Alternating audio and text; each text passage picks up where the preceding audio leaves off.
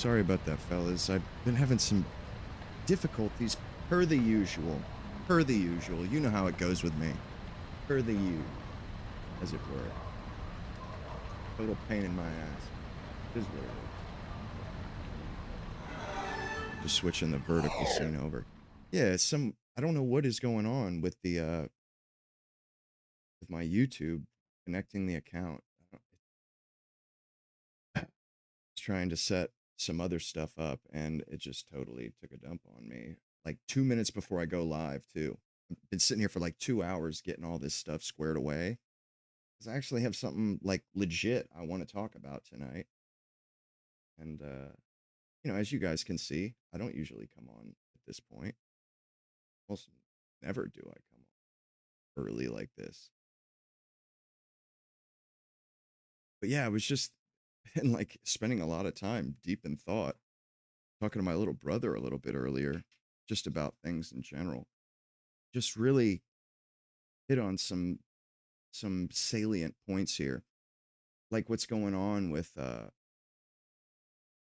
women right now. I mean, and I think it makes a lot of people kind of just writing it off like this is cuckoo for cocoa puffs. What's going on here? But and I thought that at first too. But after seeing, it's almost universal amongst women. And I don't know about you guys, but when I think about women and them trying to voice their opinion or tell us what's going on, they're not very good at that. And no shade, but they might have they know something is wrong, but they have trouble conveying that. And we live in such, like I said, like last week, it's as if we live in different worlds, but not because of men, not because of women, but because we're different.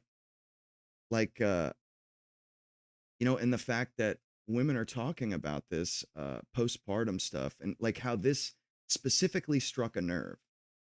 And they're talking about like, this could be me, that could be. I play a couple videos right quick before. um, I wanted to pull up a couple of quick videos off of X uh, to show, what these women are basically saying. Just to preface it before I like go hard in the paint.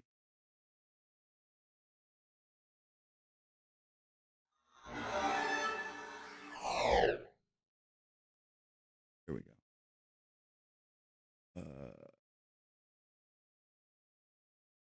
Bookmarks.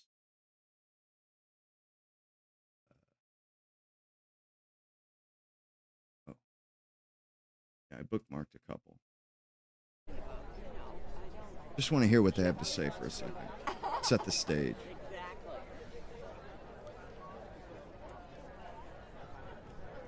Hopefully they post a question them. Maybe not this one. Maybe it's one of the other ones. They all look the same. Bunch of old women standing around in pink shirts, basically. Yeah. Exactly.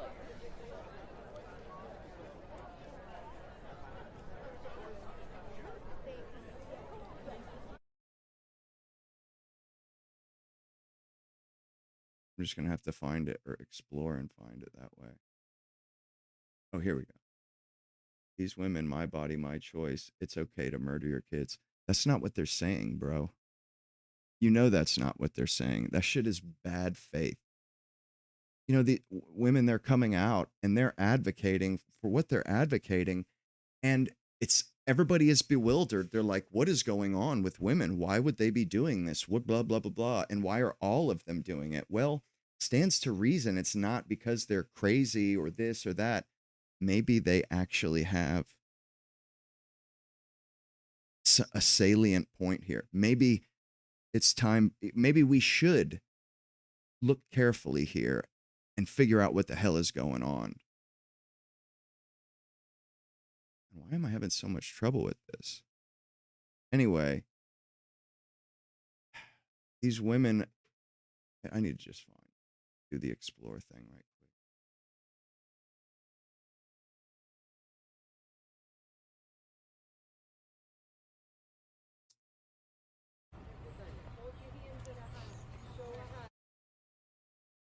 Hmm. It's one of these. I don't mean the ones where the women are like this one, or where these women are like smashing ice cubes in their bathroom, like this woman here. No, it's these ones, but there's one where they question these women and they ask them why are they here.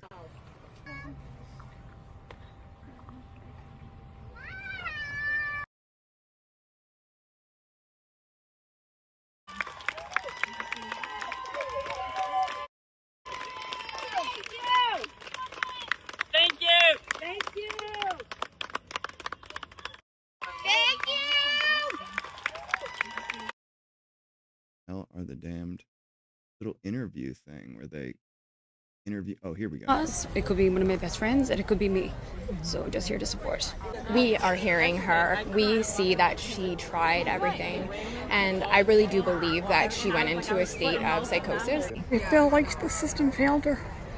She was begging for help, but no one was there. I don't know if us being here will make her feel any better, but I mean, she's living in hell right now. These women don't even know why they're out there. They just know they need to be out there.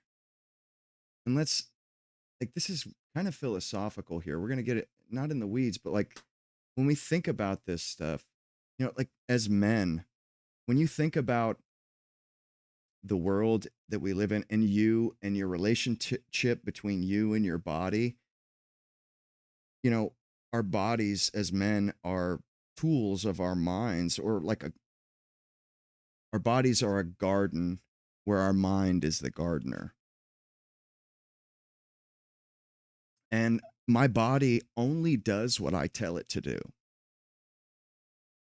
If I need to get something done, or my body will not just do it on its own. I have to muster the will and the effort to will my body to do that. You know, I only have orgasms when I want them. I only go pee when I want to go pee. I only cry when I want to cry. And then let's compare that to women. Women, once a month, their body bleeds, whether they want it to or not. After sex, they're pregnant, their body swells up for 9 months. Do you see what I'm getting at here? That fundamentally, we cannot see eye to eye on what it's like for each other, because we have a totally different concept of like free will and stuff. Like, we are totally in the driver's seat. We are in control of what happens to our body and this, that, and the third. Women are at the mercy of their body. And it really only recently with the pill and abortions that they have any control over it at all. Do you see, does this make any sense? What's up, JG? Women fundamentally go through life with a totally different concept. And think about this. How often do women actually have control over what happens to them? You know, that where they're willing their body to do things. And that's why they don't even realize what they're doing and why they're out there. But they're out there fighting for this woman because she is at the mercy of her body. And they can relate. They can relate to that. You know, she didn't have a choice, is what she's saying, postpartum or whatever. She had no choice in the matter. And the women, they understand that, but we don't. We don't understand it. It doesn't make sense to us. Like, it just doesn't make sense to us. Because we don't have to deal with this stuff ever. Ever in our lives will we ever have to deal with anything like this. And women have to deal with it every month. I'm not trying to, you know, cape for them or anything, but I think this is a genuine insight. I think they're trying to, this is like a cry for help kind of thing. And they're trying to give us some insight into their world. And like I said this a week ago, where, I just kind of realized where women were coming from with a lot of the things they talk about. Because I could not imagine what it would be like to be a full grown adult at like 60 years old, but still be seen as like a kid or still be seen as a subordinate. You get what I'm saying? That would just that would blow my mind. Blow my mind, dude. That no matter what you did, because after 60 years, people are still discounted. You know what I mean? Well, so we don't understand this stuff. We don't understand how this is. And I couldn't imagine, I couldn't do it. Well, women, they don't really have agency when it comes to some things. They don't really have, the only agency they have when it comes to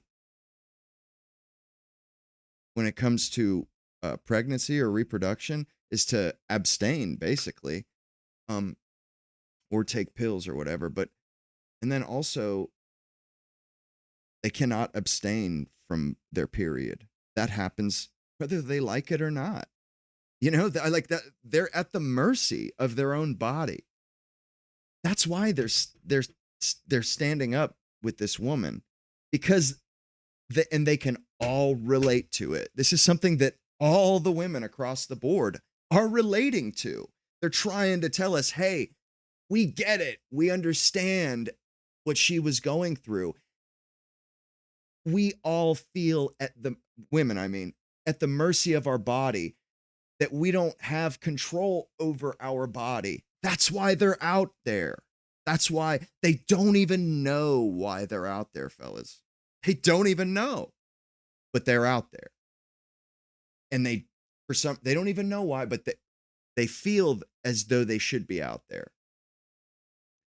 I think it's not going to kill us to try and understand them, or at least try to understand where they're coming from. I mean, I want to understand this stuff so that, I can benefit from this knowledge. Straight up, bro. If this is going to help me navigate the world, if this is going to help me, move through all these crazy, these meat grinders and buzz saws that are, like landmined and, Easter egg hunt, like everywhere, little booby traps all over the place in society. Bro, I'm trying to get every possible tool and advantage that I can possibly marshal on my behalf.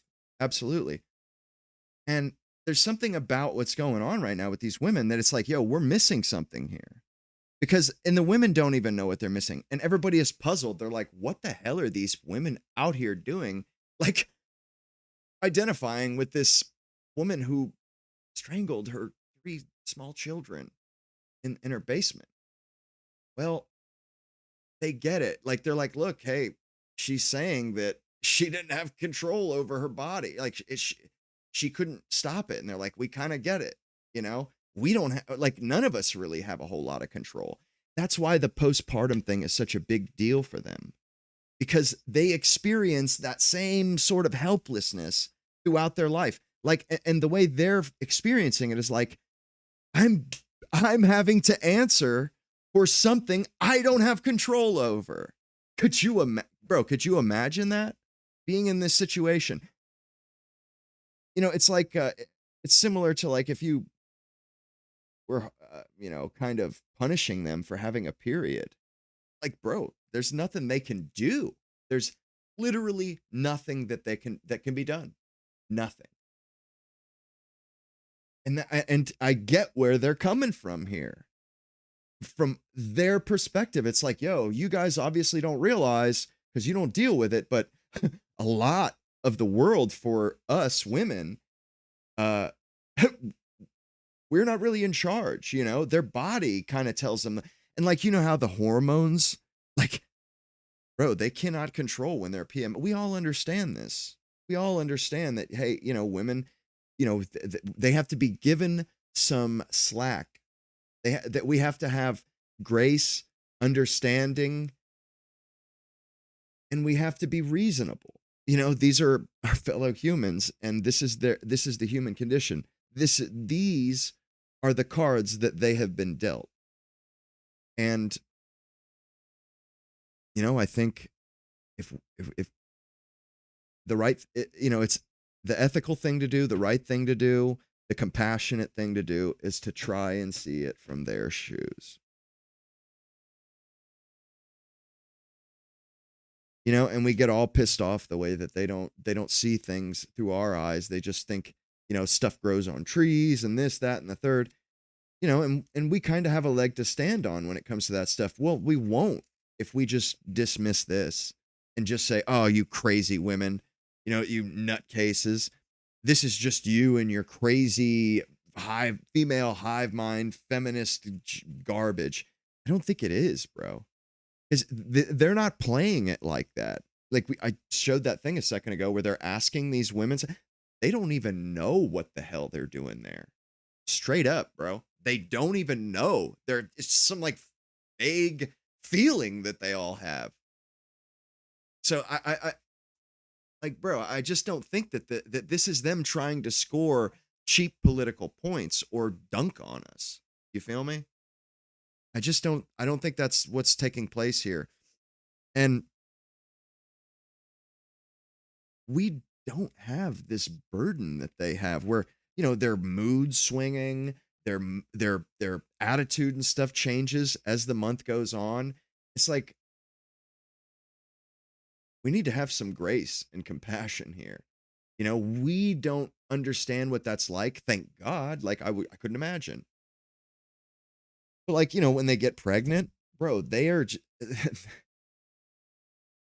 literally just kind of supposed to, like I was saying yesterday, it's best if they do sit back and let their body do its thing, because they can only get in their body's way. They're not going to help their body carry a baby better by like talking to it or something. That's not going to happen.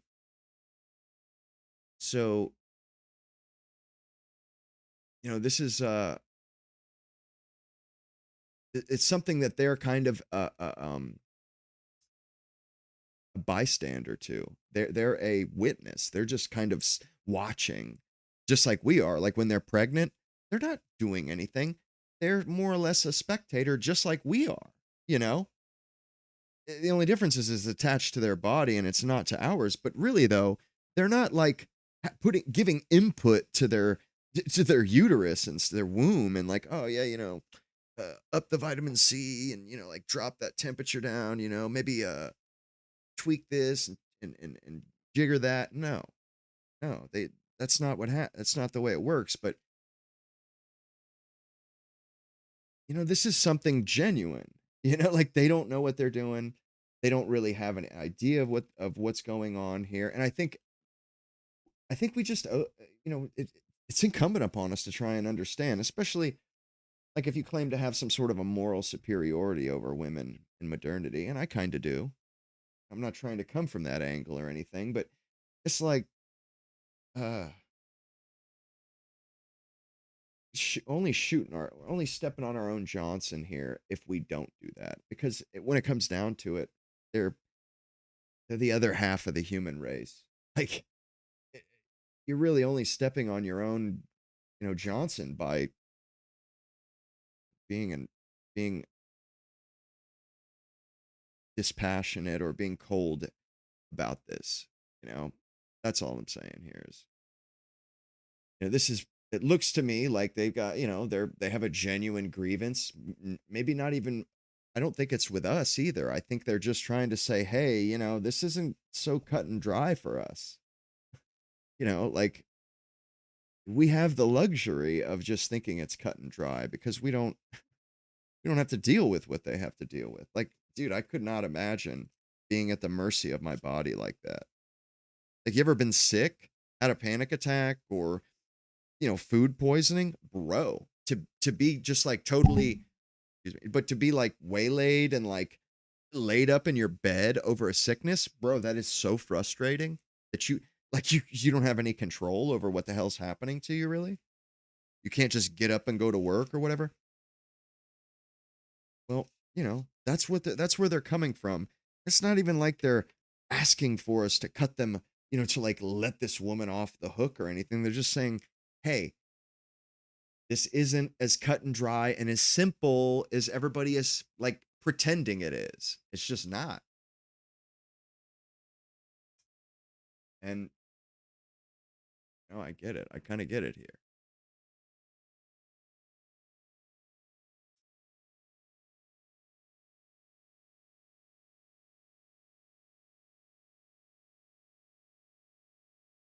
Yeah.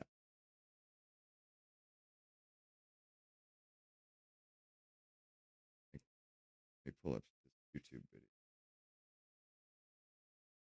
Yeah, Carl Benjamin was talking about this because I was kind of putting the pieces together, and I was like, why is it that all these women are kind of hinting at sort of the same vagaries here? None of them knows what the hell they're even talking about, though. Weird. Wait, here we go. Hmm.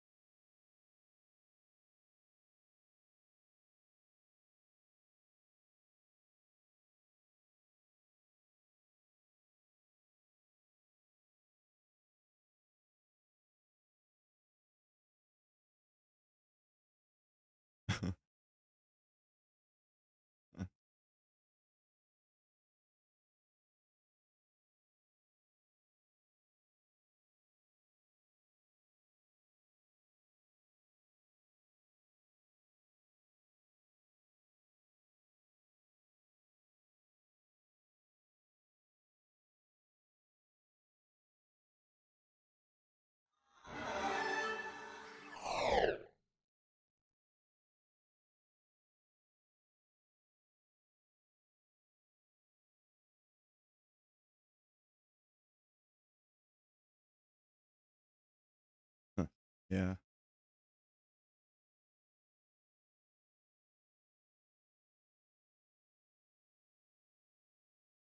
I agree for the most part.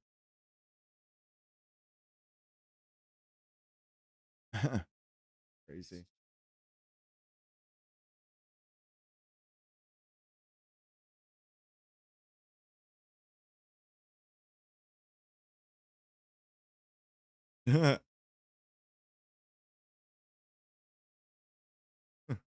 Forensic astro, bro.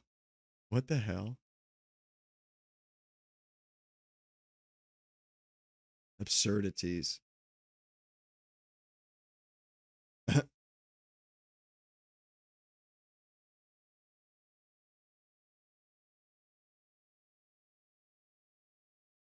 What that's means.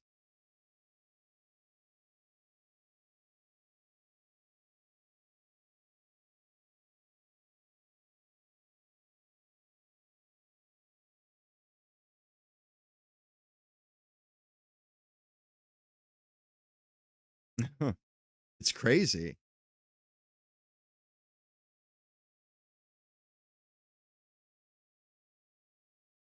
The guy is a major victim here, and this is something that I wanted to point out too. Is it's like this is kind of their thing, women's thing lately.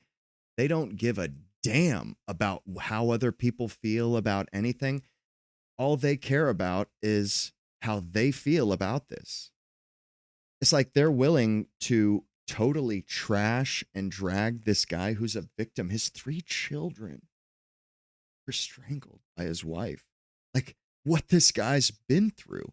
And then they decide to just blame all like it's so inconsiderate. It's disgusting what they're doing to this guy.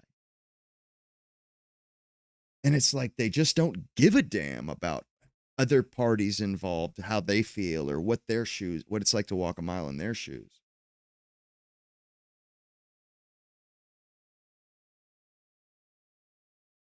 Like I hope they, kind of figure out some way to, to have a little bit more compassion and understanding like we're trying to.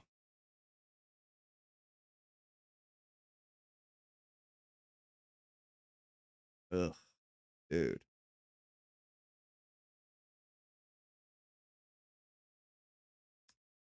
For real though.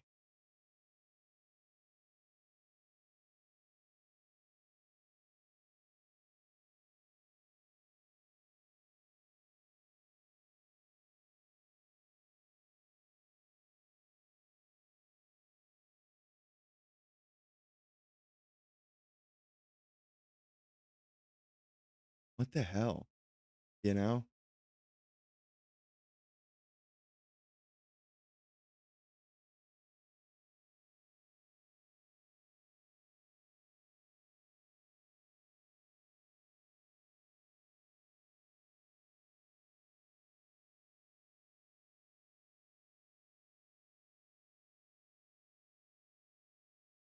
Yeah, it is.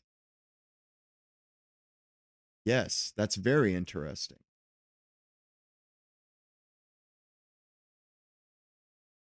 See see where I'm going with this, fellas? See what I mean, bro, things are not always as simple as we think they are or would hope that they would be.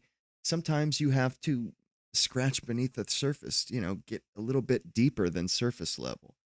It just seemed odd that they're all kind of in unison, like relating to each other about some vague feeling they have, and enough. They're motivated enough to do this, like show up to these places. That's not typical. And to defend this woman, there's something else there. It's not just a wackadoos doing crazy stuff.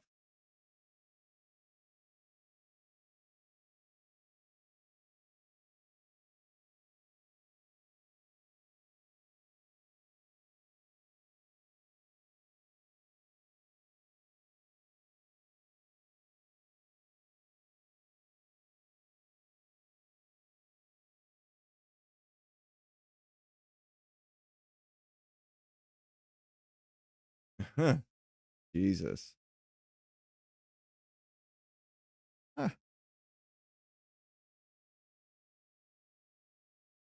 Wow, they got a Scottish flag on their name too, like me.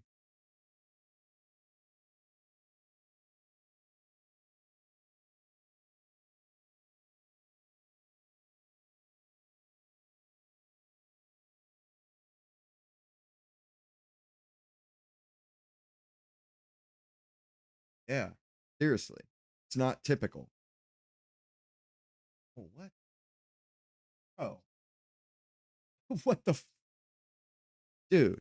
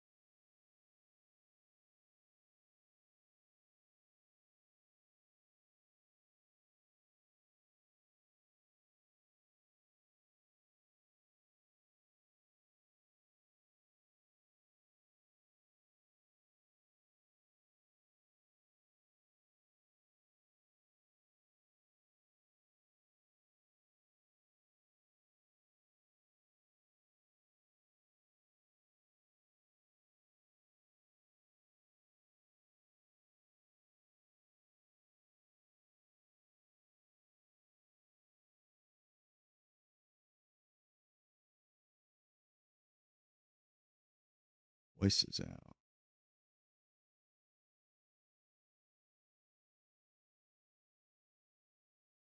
But can you not hear him? Lindsay Clancy is innocent, hell? and I'm not saying these women are dangerous or anything like that. Could you guys not hear any of that? Seriously though? Ah.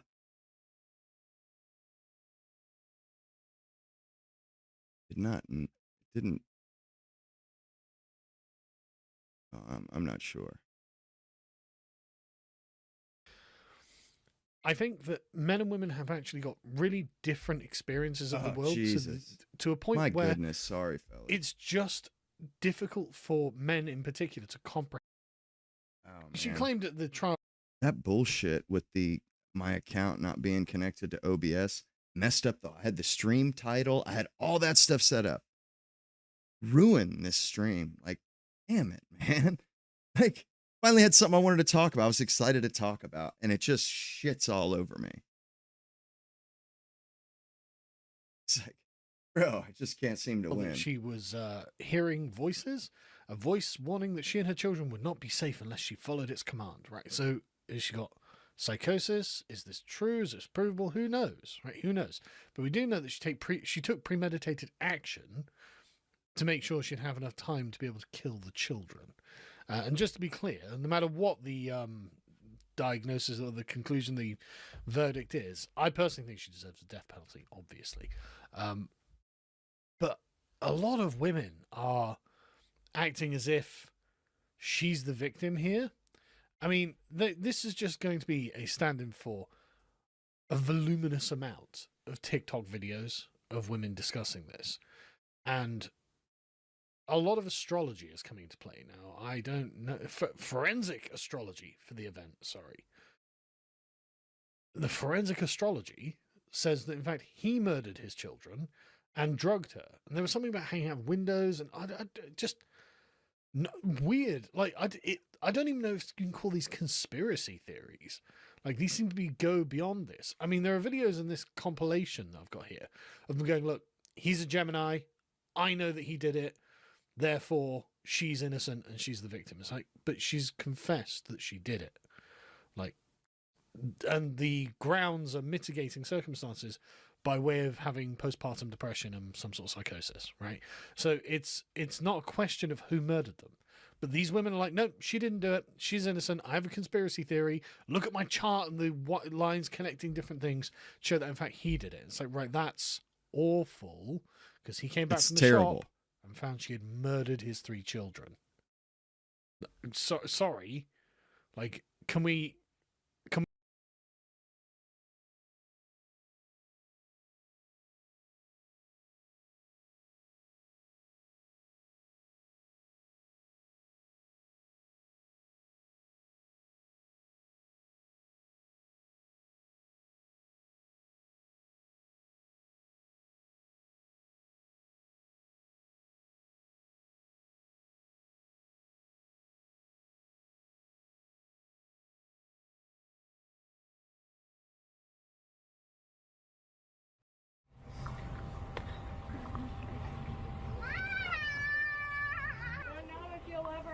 This many women in one place at one time who may understand all of us on a level that others don't. So. Right. But that's an interesting phrase. Who understand all of us on a level that others don't. Okay. Okay. Let's put a pin in that. We'll come back to it. There have been loads of these TikTok videos where they're saying, I mean, this is an AI generated video, but they've obviously asked it to put the written on the t-shirt, the medical system failed us, we deserve better. Right. So I think a lot of these women feel like something beyond Lindsay Clancy's control has happened to her. And I mean, this is a bizarre comment. It sounds absolutely crazy, but I've got this overwhelming feeling that she's part of the awakening of the divine feminine. We're all rallying around here, except for those of us who are still under the patriarchy. Anyone who's been in a relationship with an abusive narcissist knows exactly what this is. Now, as I understand it, her husband was working full-time, paying for her to be a stay-at-home mum. And no, she hasn't been convicted, Roisin. She's on trial now, but these women are like sticking up for her and basically he's getting at, what I've been getting at, is that um, women are often sort of at the mercy of their bodies. You know, they don't really have control over their, like, as men, we can't even begin to understand what that's like. You know, to have a period once a month for like a week, it's happening whether you like it or not. You know, it's like where women's bodies just kind of does its own thing, and they're just kind of a spectator. You know, they basically they get to watch like we do. They don't actually get to have any input really. Same thing with pregnancy. They don't really, it happens whether they like it or not.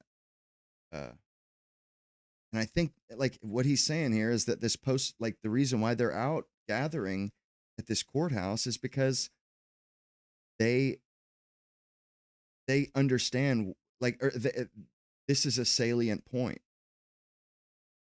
Women don't have 100% control over their bodies. It's not that cut and dry. It isn't that simple. And everybody is kind of writing this woman off. And it's despicable what she did, but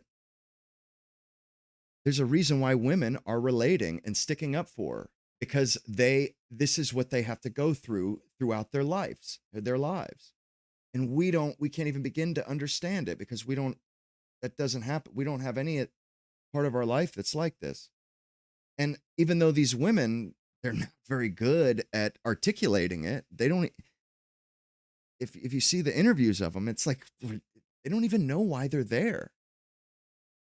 But they all feel the same way. There's something going on here. And I think it's them saying, hey, you know, we get that you think that it's this cut and dry, but from our perspective, it isn't that cut and dry. There are many times through a woman's life where she's just along for the ride. She doesn't get to, she doesn't have a choice. She doesn't get to tell her body, oh, no, I don't have time for the period this week, fellas, or body, you know. They just got to suck it up and deal with it. And, you know, we need to have a little bit of grace and humility and compassion, because it's the right way to be. It's the, like, you know, it's the virtuous, you know, it's the virtuous path. Like, if we, like, I fancy myself a virtuous man, and I expect grace when I mess up. I expect grace myself. I complain every day on these streams because of how people slight me or slight men. And I'll be damned if I'm going to go down with that sort of hypocrisy. Like, no, that's not happening. Maybe I used to do that in the past, but I'm better than that. I can do better than that. I don't need in bad faith argument to, like, I can craft good faith arguments that are, you know what I mean? Like, I don't have to cheat and do low blows by using this circumstance to impugn the female gender, you know, in general. I don't need to do that, you know, so I'm not going to do it. Paying for a nanny to help her as well. So, I mean, I don't know, man. Like, and yeah, it's just so weird how she's got all of this support. It's just so weird. And now, this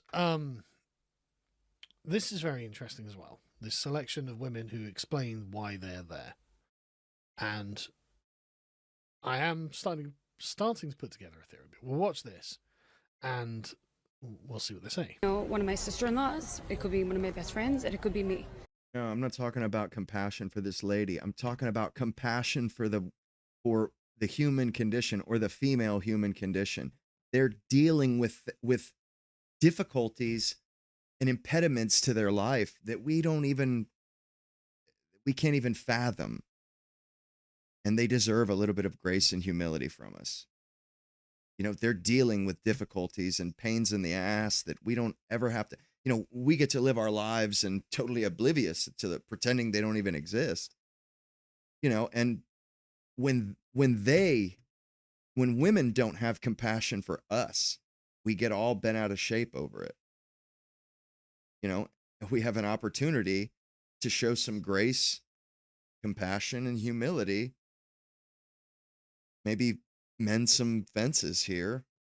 I think we should. I think we should do it.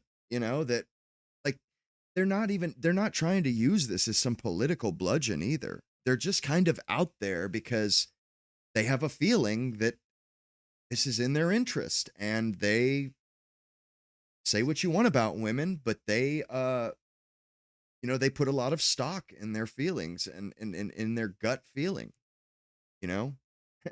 And sometimes they don't articulate it very well. Like right now, they're not articulating it really at all. But I think genuinely, they're all in lockstep that something is up, something is going on here that they need to show out for.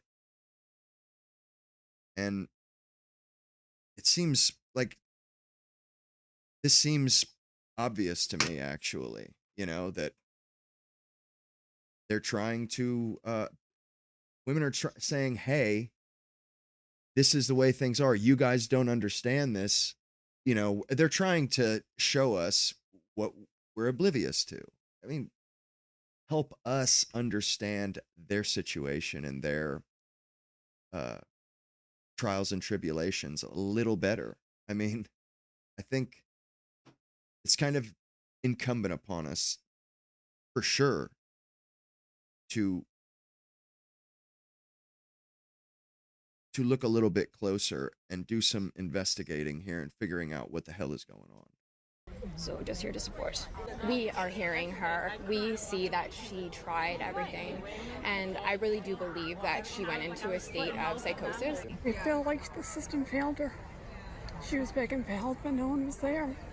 I don't know if us being here will make her feel any better, but I mean, she's living in hell right now. No. I mean, that is...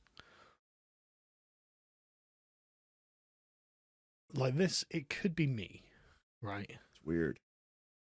And tie that with there are so many women here who, loads of people don't understand us. Now, I don't think these women want to kill their children or anything like that, right? Just to be clear, right? I asked my wife about this because she's been following this. I think a lot of women are following this, and my wife couldn't relate to it at all. She thinks that the husband was actually having an affair, and that because apparently he got married quite soon after she had done this. He remarried, which, I mean, Jesus Christ, like, do I need another woman that quickly? Anyway, right? He'd got remarried, and so she thinks he'd been having an affair, and she knew about the affair, and therefore she murdered the children to get back at him for having an affair. Now, like I said, I have no idea. But it's not a theory that sounds crazy to me. But it doesn't. I mean, and that might explain why she did what she did. And then my wife thinks that she's basically, claiming this postpartum psychosis as a way of exculpating herself and trying to get out of it. But that doesn't explain why this is resonating with these women. Exactly. And this is where I think men and women are just really different. Yeah, I think shit. I mean, I think so. I think a lot of women are saying they can't relate to this, honestly. But I think there's a bit of an over-dramatic show of not being able to relate to it from some women, because I think they are worried about how it looks, admitting that they might be able to relate to this. And I'm not saying that Lindsay Clancy is innocent, and I'm not saying these women are dangerous or anything like that. I think that... No, I get that, ladies. I get that. It really has nothing to do with this woman. What it is the woman saying, hey, I wasn't in control when this happened. I did not have control over my body. And these women are out here gathering outside of the courthouse because they feel that broader society doesn't have a grasp of this concept that women are often at the mercy of their body and can do nothing to change. Like there's like they just have to go with the flow. They are a spectator to some of their bodies going ons. You know, when they have their period, there's nothing women can do. Once a month, they got to suck it up and deal with it. Same thing with like the pregnancy stuff. And what I'm tying that to this woman and her postpartum. Women are just saying, hey, you're acting as though this is cut and dry and super simple, that the woman knew what she was doing for sure, 100%, and she's liable. They're saying, hey, it's not that cut and dry. There are a lot of times when women don't actually have a say in what's happening to them, like biologically. And as men, yeah, we just can't relate with that. Like our body doesn't do anything that we don't will it to do. Like straight up, like my body ain't going to get up and go to work unless I tell it to and force and will it to do that. It doesn't just kind of do that stuff on its own. I mean, other than like digestion, I guess. Men and women have actually got really different experiences of the world to a point where it's just difficult for men in particular to comprehend the scope of the difference that men and women's lives have, because we share such intimate space with one another. We assume that it's all the same, but from a very young age, women aren't really the agents of their own body, right? Now, yes, like for a man, if something happened that was very important once a month beyond your control, you would find that unusual, because actually, as a man, like my body is completely within my control. Like my body doesn't just do things I don't want it to do. Yeah, it does. My body does everything I want it to do. I'm the agent of my own physical, corporeal person. Right? when I want to go to the toilet, I go to the toilet. When I want to get up and go for a walk, I go for a walk. When I want to scratch my eyebrow, I scratch my eyebrow. I am in command of everything that my body 100%. does. But that's not the case for women. They actually aren't in command of everything their body does. Every month they have their period, and it's whether they like it or not. But also, after they have sex, their body does a lot of stuff on its own. Like a pregnancy, and just to be clear, I'm actually of the opinion that a pregnancy is definitely something a man doesn't really fully understand. No matter how good a doctor you are, I don't think you understand the experience of it. And there is definitely some connection that women have. Yeah, sorry about that. I don't know what the hell just happened. Software just shut down on me.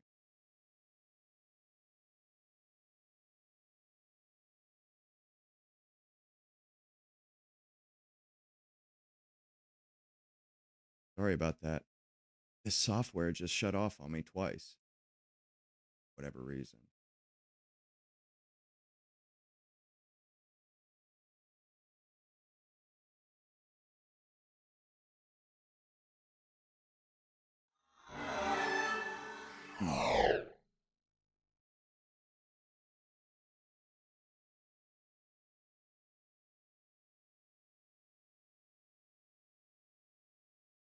There we go. There we go.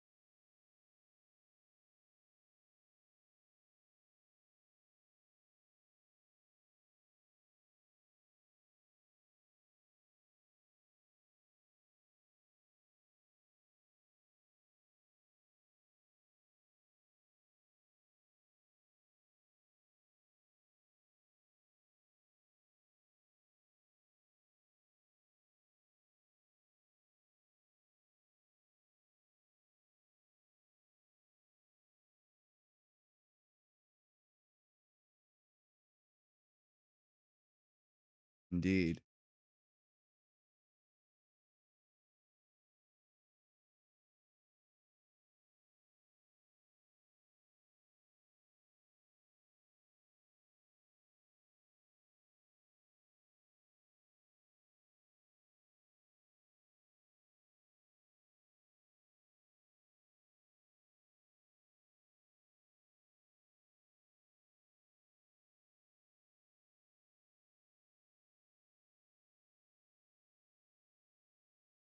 Yeah.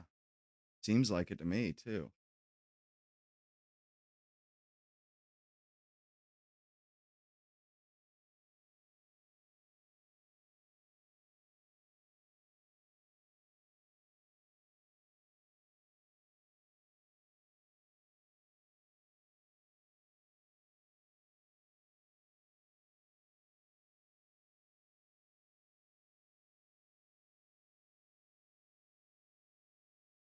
Yeah.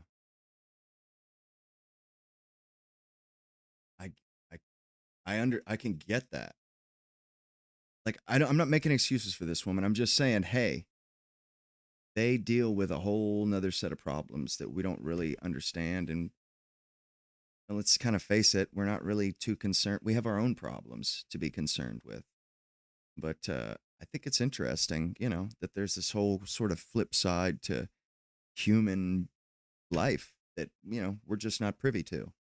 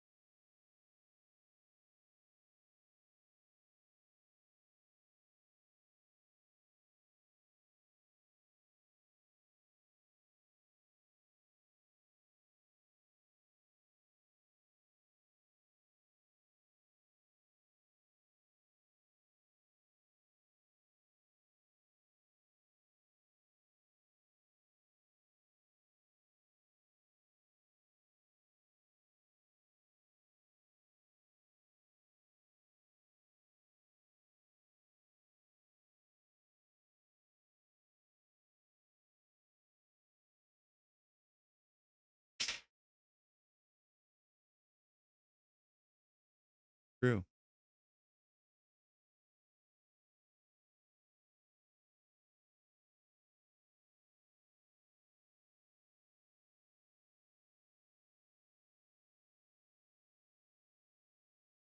It isn't. It's not.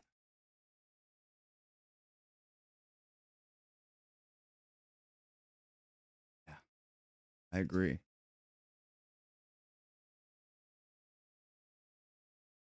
Do you hear how somber they answered those questions? Like, this isn't typical, bro. This isn't the Pussy Hat March. That's not what this is. They're they're rather ham-handedly trying to point out or bring to everybody's attention some of the things that they're dealing with that we sort of ignore or take for granted, that we don't have to deal with it. So we just pretend it doesn't exist. And, uh, I just honestly, it's not this huge deal, but I just think, I think the right thing to do here is to try and sympathize and try and put yourself in, you know, somebody else's shoes and understand at least where they're coming from. I genuinely don't think that this is like some cynical political play, or they're trying to get one over on us, or honestly, I think they're just trying to articulate a feeling. And everybody is misinterpreting it, at least to my mind. Thinking, oh, they're all just nuts or whatever. I think that's folly. Let's not be hypocrites. I'm not. We're a lot of things, but let's see if we can steer clear of the hypocrisy.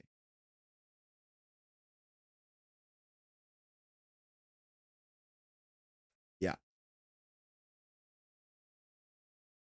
There's something more going on. And a lot of these are mothers, right? A lot of these Guys are not mothers. hear that again? And they tend to be less feminist than single women who have had abortions. So I don't think this has anything to do with feminism or liberalism. I think this is a kind of biological feeling that these women are responding to and projecting onto Lindsay Clancy, again, whether she deserves it or not. But yeah, like I said, I really look forward to reading your comments on this because, like I said, I don't know. I'm just trying to actually draw a mental map of what the world is like from their position, and if I were projected into it, okay, what would I think? How would I feel about things? And I really think I'm on something with the men and women have different experiences of being. Yeah. Than Dude, I've been saying this the last few weeks that we occupy two totally different worlds that occupy the same space. They're like laid over each other, these two worlds. But only women have access to their side and only we have access to our side, even though they both exist in the same space and time. I mean, that's basically what the deal is here. I mean, and even socially, men and women go to clubs and stuff from what, I've seen some videos lately and whatnot. And it's like the two ne'er shall meet. They stay on the opposite sides of the club, basically. But, when we go out into the world, increasingly, people are choosing to not interact with the other world. Men are deciding, hey, I'm not interacting with the other world. They're not going to talk to any women unless they have to. And women, likewise, doing the same thing. Where men only trust their guy friends, women only trust their woman friends.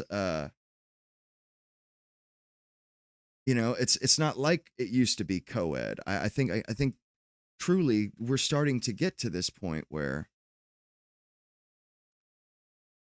we don't acknowledge each other, or we don't talk to, you get what, even in the gym, it's like, bro, everybody is straight up stone faced to the opposite sex in the gym, practically anyway, unless, they have a grievance and they chew them out.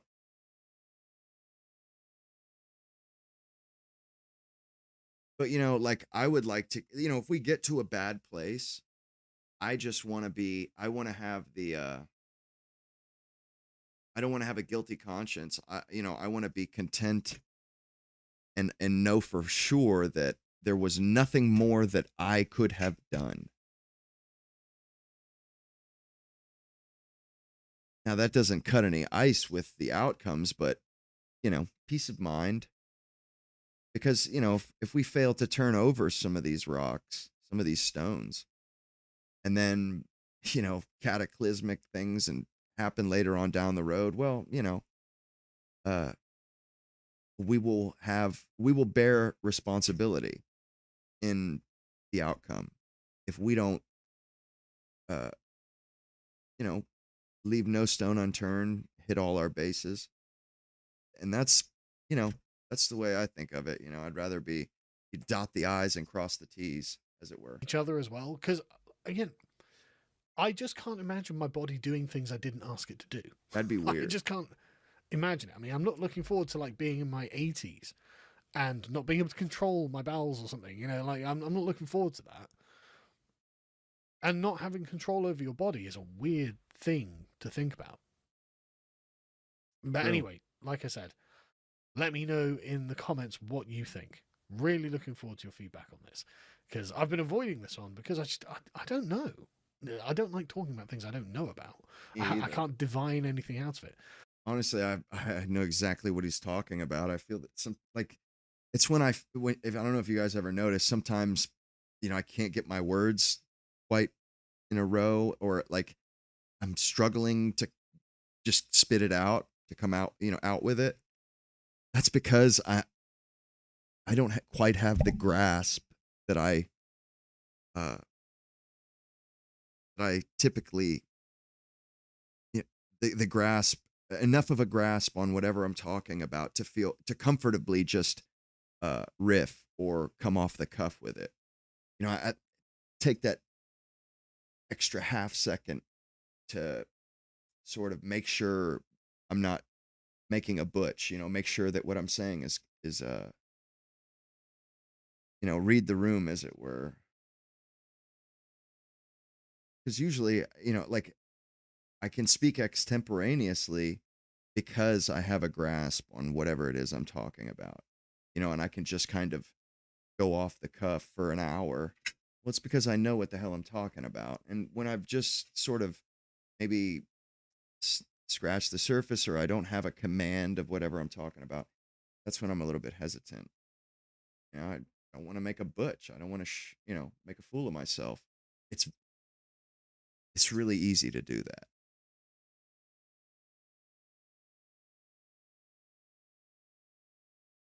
Second.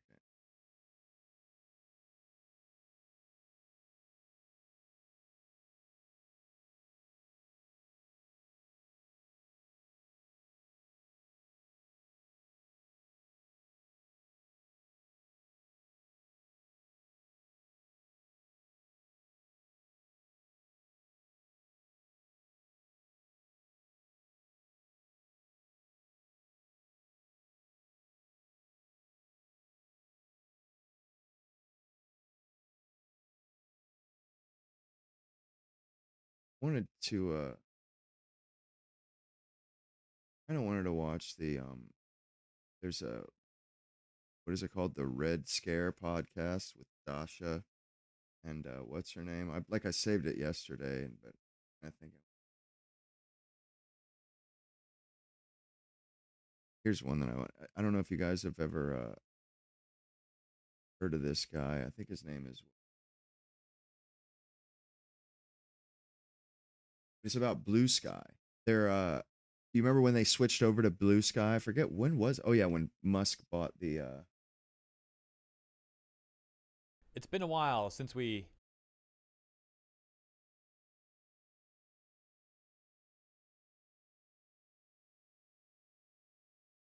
there we go. It's pretty It's been a interesting. while since we checked in with our good friends over on Blue Sky. Let's see how they're doing. 4 days ago, we got this. This guy's actually pretty funny. His name's Hero Hero HEI. It's funny. Post on the Blue Sky social subreddit. Blue Sky's active user base is shrinking as its focus expands We beyond told the him app. it would. Yeah, I don't know about that headline. That sounds a little bit copy. Yeah, the user base might be shrinking, but that's because we're just expanding our focus, guys. That's why it's a good thing, actually. Hey, the user base is dying, but it's a good thing, actually. The journalist going on to say, over a year following its post-election surge, Blue Sky's mobile app is seeing a continued decline in active users, though its remaining community is still relatively engaged. They can't even just say it's engaged. You gotta say it's relatively engaged. Like, oh my gosh, that's rough. But don't worry, guys, because this isn't over. Blue Sky is bigger than Blue Sky. Is the cope becoming overwhelming yet? Like, oh my gosh. Realize you're also a member of the billionaire-proof open social web called Atmosphere. So now they're trying to get all Blue Sky users to like centralize. Yeah, all I was trying to say there, I wasn't trying to give anybody absolution. I was just saying there is more to this than us men realize. That's all. that women deal with a few things, a few different things that we don't really we don't even consider, think of. Uh, and the women are trying to articulate that, not very well. I'll give you, but that's what they're trying to say is, hey, regardless of what you guys might think, we don't actually have all that much control over some of these things, like period, pregnancy, and postpartum. And I think when they see what has happened with this woman, they're thinking, I buy that, because there are other situations in a woman's life where she is not in the driver's seat. So this postpartum thing sort of fits with the overall female motif that we're not privy to it. And I think, it's, I think it would reflect well on us to try and relate, to try and sympathize. It's not like it costs us money. Like, you get what I'm saying here? Like, it's just like, okay, there's a little more to it than we first thought. Beyond that, I'm not saying anything else. Just saying, we don't necessarily understand every single detail at play here. That's all.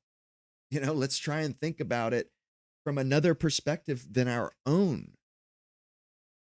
If we can spare the effort and time anyway.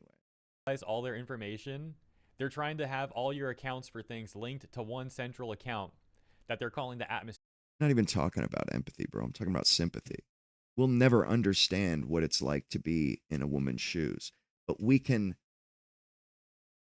sort of hypothesize. We can do little thought experiments, but empathy implies that you've been in that situation before, so you understand exactly what that person is feeling. Well, I've never been in a woman's shoes, so I'll never empathize with a woman on that level. But I try to sympathize. I try to get it, try to sort of factor these unknown things in. It's not that hard. And, I like to know all the facts. That's kind of my shtick. And all of this stuff didn't make any sense to me the other day. I'm like, what the hell is going on here? This is wild. Well, it makes a little bit more sense, factoring some of this in, and sort of keying off of what those women are saying that are out at that courthouse. You heard their answers, like, that could be me, like, oh, she's been failed, this and that. They're basically saying, hey, we know what it's like to be helpless. And they must get the feeling that, that woman, there's a chance that maybe she was that helpless. And these women are saying, hey, we can relate. We get it. That's something women have to deal with. So, we're never going to empathize with that. But, like I think ethically it's the right thing to do. I would hope that women would put up this much effort to understand my trials and tribulations, even though they usually don't. But, I talk so much crap and I call them on their double standards, the whole female double standard thing. I'll be damned if I'm going to, turn around and do the same shit. No. Your account. Yeah, this is one of the most billionaire sounding things I've heard. This is what billionaires and corpos are already trying to do with people. Like, hey, yeah, give us all your information, store it all here on one account that's centralized. But don't worry, you're totally a part of the resistance, everybody. Keep on resisting. Just give us Fight your the good information fight. first. Oh, I love this post. Check this one out. Quote unquote, liberal bubble has only ever meant anywhere where right-wing perspectives aren't artificially elevated and forced into everyone's feeds. Okay. You're posting this on Reddit?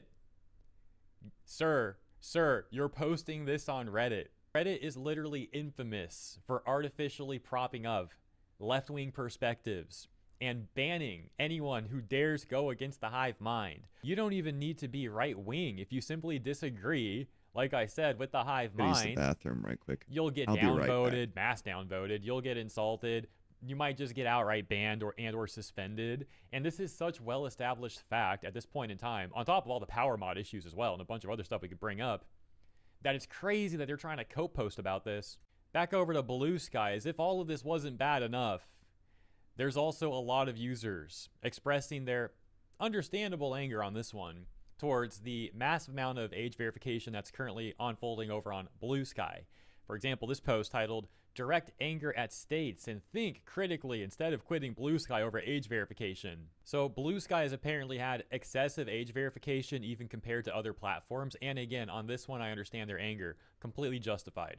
But it's funny that the OP here is saying, like, think critically, don't just quit Blue Sky, because that's not thinking critically. This guy has an agenda, which is don't quit Blue Sky, and he's trying to get people to not quit Blue Sky under the guise of, hey, listen to me, I'm telling you to think critically. But again, he's not really meaning that. He just means direct your anger here and please don't quit Blue Sky. This is to say that he's telling you what to do, and he's framing it as if you listen to him, you have critical thinking. That's not how this works. You're essentially saying, hey, follow the hive mind and don't question things entirely. Just question the convenient parts. Don't question the rest. Guess what? That's not thinking critically. As a matter of fact, that's not even thinking. That's just following. Now, credit where credit's due, one of the top responses is actually calling out the OP, writing, Instagram isn't making me verify, X isn't making me verify, Facebook isn't making me verify, only Blue Sky. I'm not angry. I'm just not jumping through hoops to get that one social media site. The OP responds and says, best believe they'll all make you verify soon. There's a lot of age verification laws in Texas. It's just that one of them is directed at the App Store, but the rest requires compliance. So the other social media will comply in advance. And a response says, then we'll quit those too. To get around the age verification, some Blue Sky users are making PSAs like this. PSA, if you see an age verification notice, please use a different Blue Sky client like Witch Sky. It's just funny because there's already this meme of how for some reason Blue Sky users, a number of them from the user base that's left, likes to LARP as if they're witches.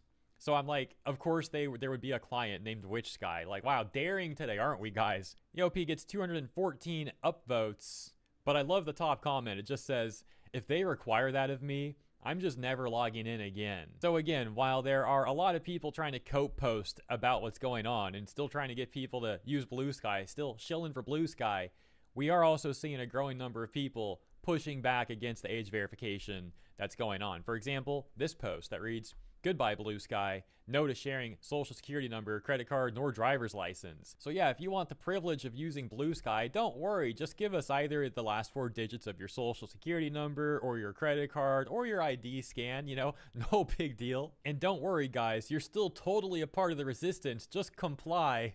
That's all you gotta do. And that's the latest for Blue Sky. Thank you for tuning in, have a lovely rest of your weekend, and I'll see you in the next one. I delayed the ads. I'm probably going to start taking the ads off, to be honest. Like, Daily Mail's Marianne Martinez reporting. Yeah, probably not going to do much more of the ads, at least for a little while anyway. Well, there is an illegal immigrant crime spree. Because I'm not making money off the ads anyway, so why should YouTube get to make all the money? Like, screw them. You know, if I'm not going to make any money off of it, or other than a couple of pennies per video, well, they can suck one. They could suck a fat one.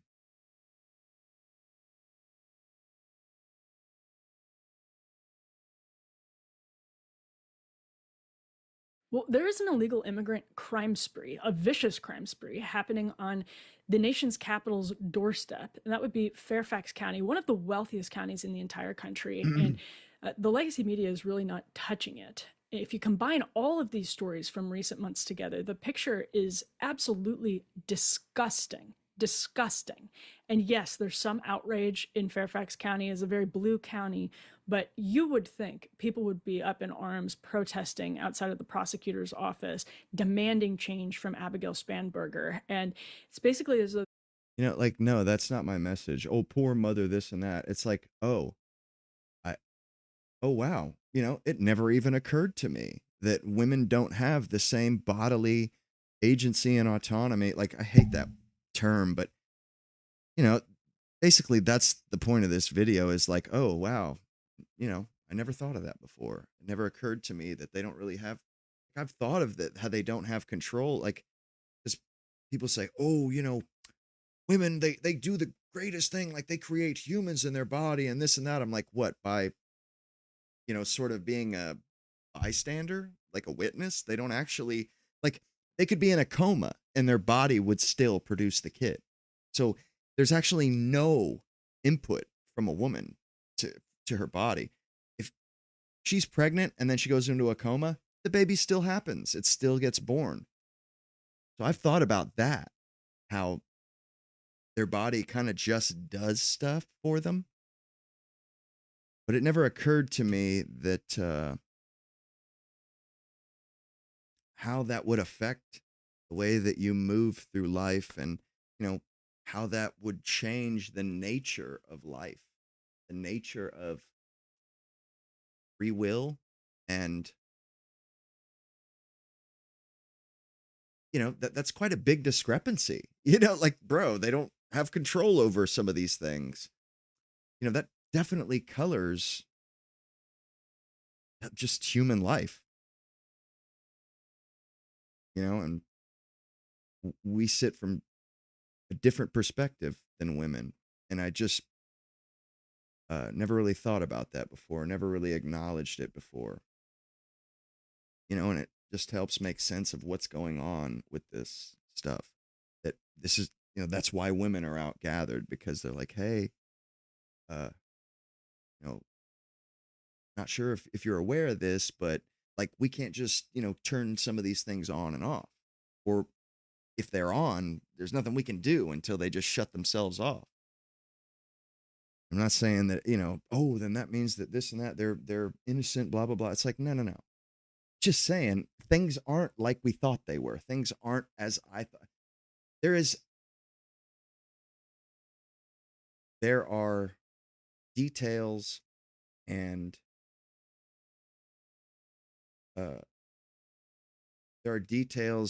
and happenings and that I wasn't privy to, or it never occurred to me. So, I was just operating from a position of, they have no excuses. I know exactly what it's like to be them. Well, no, no, not quite. That's really all this video is about, is acknowledging, okay, there's a layer there that I hadn't considered before.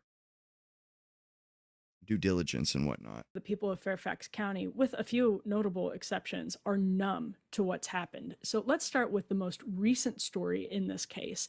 19-year-old illegal immigrant arrested after deadly Great Falls stabbing. This just broke this morning. We found out in this case of a woman who was brutally stabbed to death. She was doused in gasoline. It was an illegal immigrant who is now being charged with this murder. So reading here from local media, this is going to be ABC7 in the DC area. A 19-year-old illegal immigrant has been arrested after a woman was found stabbed to death and doused in gasoline near her car in Great Falls earlier this week. If you've ever been to the DC area, Great Falls is idyllic. It is right outside of DC. It is, like I said, very, very wealthy, a very tony neighborhood. It's actually also absolutely beautiful. Fairfax County Police said detectives, according to ABC7, arrested Alexis Antonia Cedillas Campos, 19, in connection with the homicide of 42-year-old Carmen Lizette Puch. The U.S. Department of Homeland Security confirmed to 7 News that Cedillas Campos is from El Salvador. So after the story broke, nobody knew, like, the person was on the lam. We didn't know what had happened. Now, Cedillas Campos was arrested by Border Patrol agents in April 2024 after illegally crossing into the U.S. near El Paso, Texas, under the Biden administration. He was later released back into the country, according to DHS. Now, let's get the big picture together. This is the most recent case, and it is absurd. It is disgusting. This woman was doused in gasoline. She was stabbed, doused in gasoline, and left. Abigail Spanberger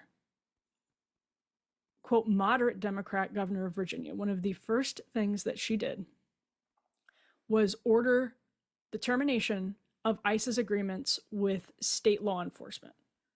After being inaugurated, this is one of the first things she did. And that was in an attempt, the local media reported, to establish principles for agencies and divisions. This was at the height of the anti-ICE movement, of course, because of what happened in Minneapolis with Renee Good and Alex Preddy. The results since February of her decision to do that, it sends a signal, right? Like, it's not just about whether state and local law enforcement is cooperating with ICE, but it sends a signal. And the Fairfax County prosecutor is a man named Steve Descano. My former editor, Tim Carney, has covered Descano closely. Tim is not prone to hyperbole. Tim writes, Descano is in office because of left-wing billionaire George Soros. Descano was first elected as Fairfax County's Commonwealth's attorney in 2019. When he knocked off the incumbent, Descano raised about $1 million between the primary and the general election, which is, Tim points out, a shocking amount for a down-ballot county race. About 2/3 of his cash came from two Soros-funded organizations, the Justice and Public Safety PAC and the New Virginia Majority PAC. Tim writes, Descano also tried to single-handedly turn Fairfax County into something of a sanctuary county. Wherever possible, his website declared, until recent minor edits Tim caught, Steve will make charging and plea decisions that limit or avoid immigration consequences. This is a naked admission of discrimination, writes Tim. Descano's stated policy is to prosecute a U.S. citizen more harshly for a given crime than he would prosecute an illegal immigrant. Sure enough, in 2025, Descano's office declined to prosecute Wilmer Osmani Ramos Giron for allegedly strangling the mother of his child. Instead, Giron with a misdemeanor charge for brandishing a machete. What? Dude. Just the day before, Holy shit. Just yesterday, we are hearing this right now. Just yesterday, local media reported Fairfax County Commonwealth's attorney Steve Descano's office gave the green light to an alleged killer to go to Washington, D.C. and get a passport at his home country's embassy. Whoa. You'll never guess what happened next.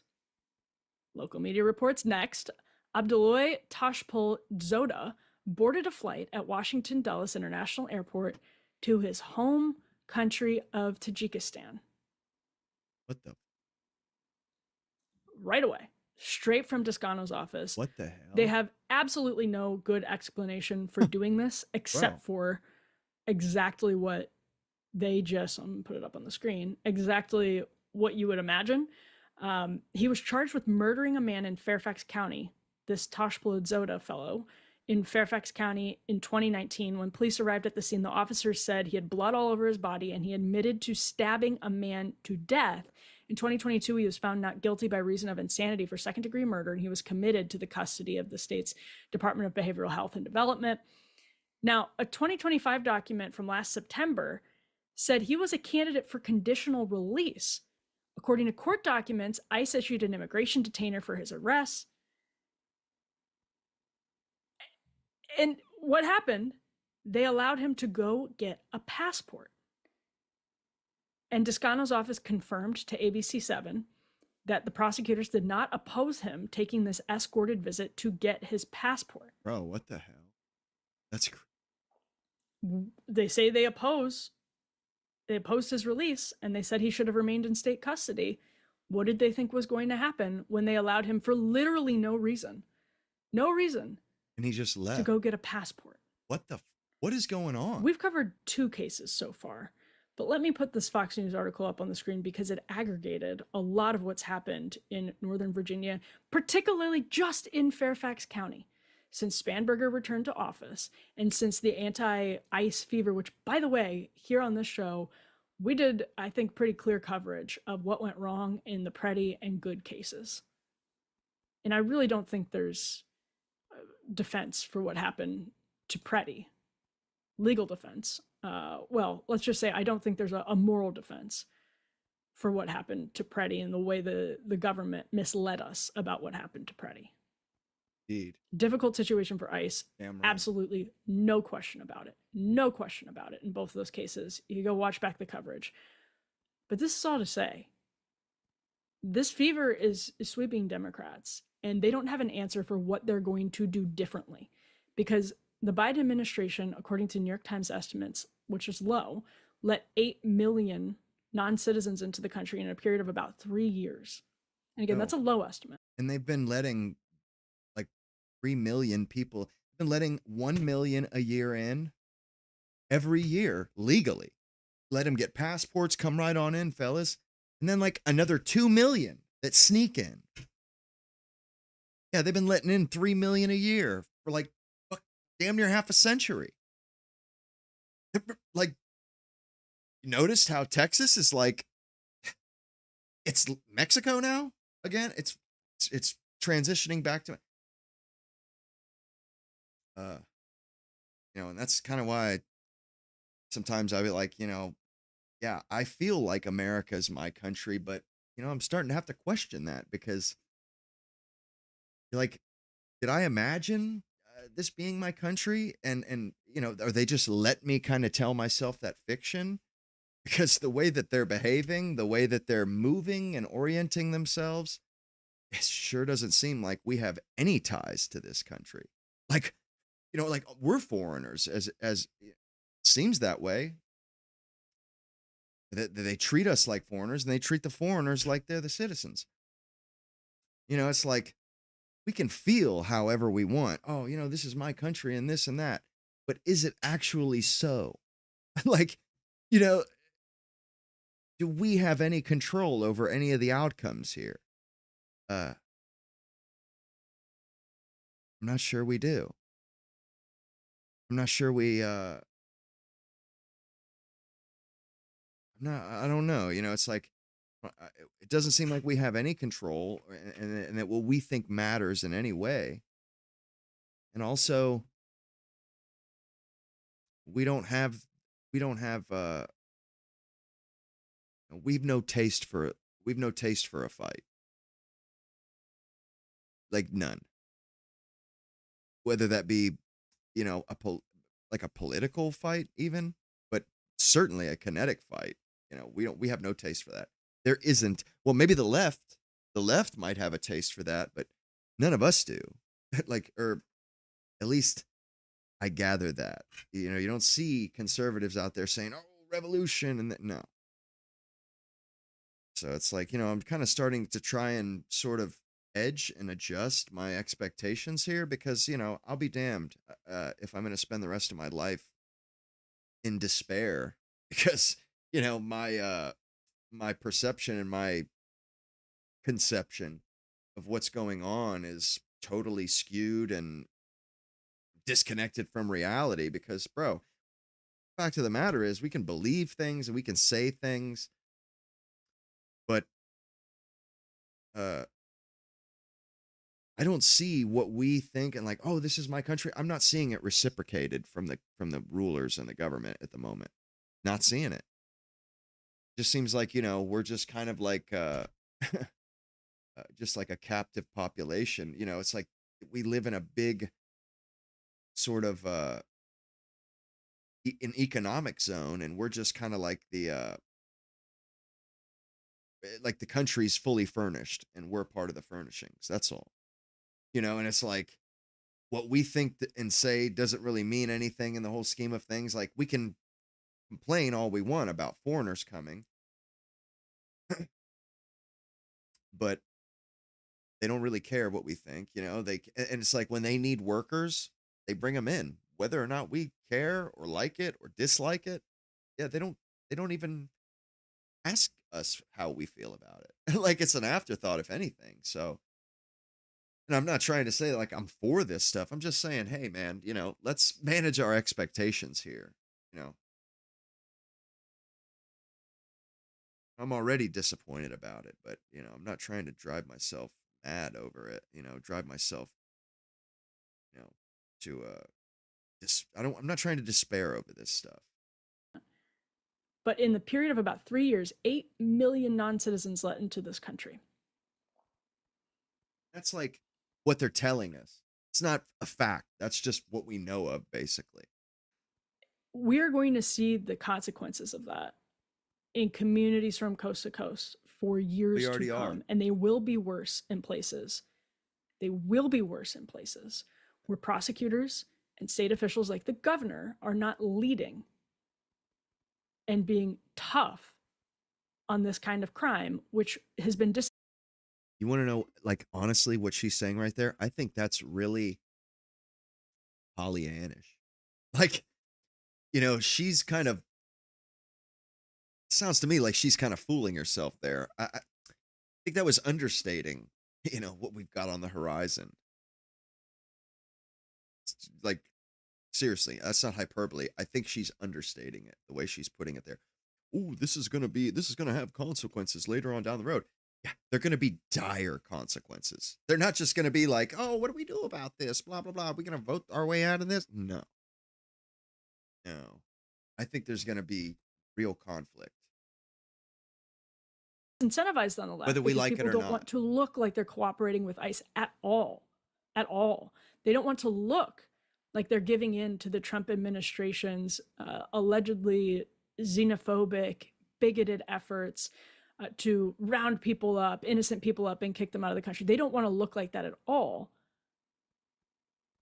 So they're afraid to make tough policy decisions that crack down on some of this. They're afraid, for example, Abigail Spanberger should be calling, for all summer, should have been calling on Steve Descano to get the hell out of that office. If she wanted to lead on this issue and really prove that she's a moderate centrist Democrat who can be palatable in a swing state with a lot of rural areas like Virginia, but that she could take that act on the road to the entire country, she would be calling for Steve Descano to resign and would be calling for Fairfax County to be making wildly different decisions, would be aggressively leading the push to figure out what's happened in all these cases.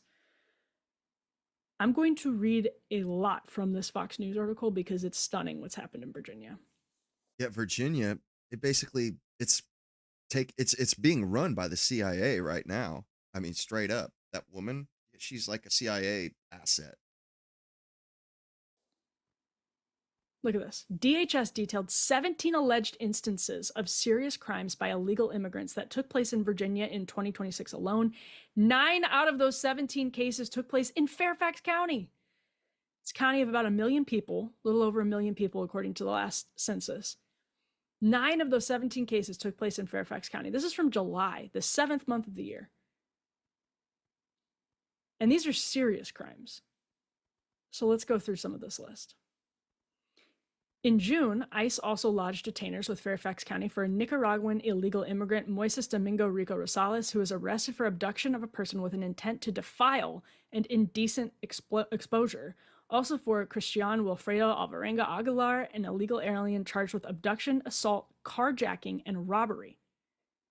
In May, DHS said that it arrested Joaquin Victor Hugo Garcia after he was released by Fairfax County despite facing charges of raping a child under the age of 13, was released The hell? by Fairfax County despite facing charges of raping a child under the age of 13. Bro, that's insane. The month before, ICE arrested Guatemalan illegal immigrant Ronnie Mendez Escobar after he was released while charged with possession of child pornography with intent to distribute. That same month, ICE lodged detainers for Salvadoran illegal alien Israel Christopher Flores Ortiz, who was convicted of 9 counts of assault and battery for groping underage girls at a Fairfax County high school. List keeps going. Guatemalan illegal alien Misael Lopez Gomez, who was charged with murder and felony child abuse after allegedly bludgeoning his 3-month-old daughter to death. What the hell? Jesus. 2 illegal alien murderers, Maldine Anibal Guzman Videz and Luis Alonso Sort Portillo, who were convicted of stabbing a man to death and given plea deals of 5 years in prison each. In March, ICE also lodged a detainer for Anibal Armando Chavarria Muy, an illegal alien from Guatemala who was charged with second-degree murder after allegedly fatally stabbing a man inside his home in Bailey's Crossroads. Have you heard of the case of Abdul Jallo? I think we covered it here. Abdul Jallo, this is another real gem from Descano. I'm actually going to pull an article on this one up on the screen just so that everybody has the reference point and can see the local media coverage about exactly what has happened, because you thought the Tajikistan case was bad. I mean, they're all bad. They're all bad. But some of these are just absolutely mind-numbing. Mind-numbing. Nick Minock, who's been an incredible reporter on this beat. Like people keep saying the same stuff she's saying. Not yet have I heard anybody with anything even remotely that remotely looks like a solution. I haven't heard yet. Everybody kind of complains about this, but nobody has an answer. Nobody, has the foggiest of notions on how to address these problems, like how to get our voice. Like, it's just, we keep being encouraged to bitch and moan about it. That's it. I'm getting kind of tired of it. Like, bro, if we can't do anything about it, well, then let's just drop it. I'd like to focus on the things that I can have an effect on. March 4th. I don't know how he keeps up with all of it. Every day. Emails show Fairfax police warned a prosecutor about suspect in Hybla Valley killing. Fairfax County Police warned the county's Commonwealth attorney about the undocumented immigrant accused of killing a woman at Hybla Valley bus stop, email correspondence shows. Minock obtained these emails in a FOIA request. They show the Fairfax County Police Department warning Fairfax County Commonwealth's attorney, Steve Descano's office, about Abdul Jallo, a Sierra Leone national who DHS said is in the country illegally. He is now charged with murdering Stephanie Minter at a Fairfax County bus stop. Stephanie Minter was the victim Diabolical. of Jallo, who had 40 past charges in Fairfax County, ranging from rape to assault.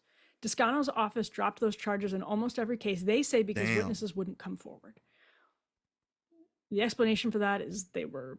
Does anybody think that guy, if that was a white guy, an American white guy, that's what they would have said? Or do you think they would have thrown his ass in prison for the rest of his life? Rightfully so. This is some crooked shit, man. Likely members of the homeless community, addicts, difficult people to get to come forward as witnesses, but these are 40 past charges. 40 past charges, including, by the way, one where he was an offender in a, quote, malicious wounding, where he stabbed a man in May 2025, which he received a bond on July 31, 2025. 3 weeks later, this incident occurred where he assaulted an older male and stomped his head into the ground. I'm scrolling through his rap sheet on ABC7's website right now. It's unbelievable. Unbelievable. Starts in 2014. He's just been terrorizing Northern Virginia for over a decade. Wow. Over a decade. You can see the emails yourself on the website. Can these politicians even claim that like, why do we let them get away with this? Why, anytime they talk about democracy, why don't we say, oh yeah, really? Like, and just call them to the carpet. Yo, you're full of crap, man. This is garbage. You've been letting this straight up like serial killer guy, this psychopath over here, just run rampant through the state. What the hell is that about? Like, are you really going to say that you're out here like acting as some sort of a shepherd or leader? You're taking care of business, dude. Or like I've been saying, they're supposed to be the shepherd that protects us from the wolves. Well, that's not what they're doing. They're feeding us to the wolves. They're feeding us and our kids to the wolves. I mean, and we take it. We accept it. We don't get, we don't object. We don't even object, man. Outrageous. And the people of Northern Virginia are just putting up with it. Democrats in Virginia are just putting up with it. Why? In case you want details of what happened to 41-year-old Stephanie Minter, she was stabbed at a bus stop shelter. Again, off the Richmond Highway in Fairfax County, Virginia. Multiple stab wounds in the upper body. She was pronounced dead at the scene. That probably will not surprise you, unfortunately. That's crazy. Unbelievable. Why is this like it's crazy? And they don't I haven't heard There is anything about nothing this. just about this. Doesn't seem that way. Right. There's nothing fair about this to the people of Northern Virginia, who should be, again, out in the streets demanding change to keep the women of the county safe, to keep the children of the county safe. Genuinely, Democrats should be asked what policies differentiate themselves from Descano. Descano should be a national villain. His face and his misdeeds should be plastered across cable news channels. They should be everywhere, because there's obviously a direct link between his stupid policies and more people dying, more people suffering.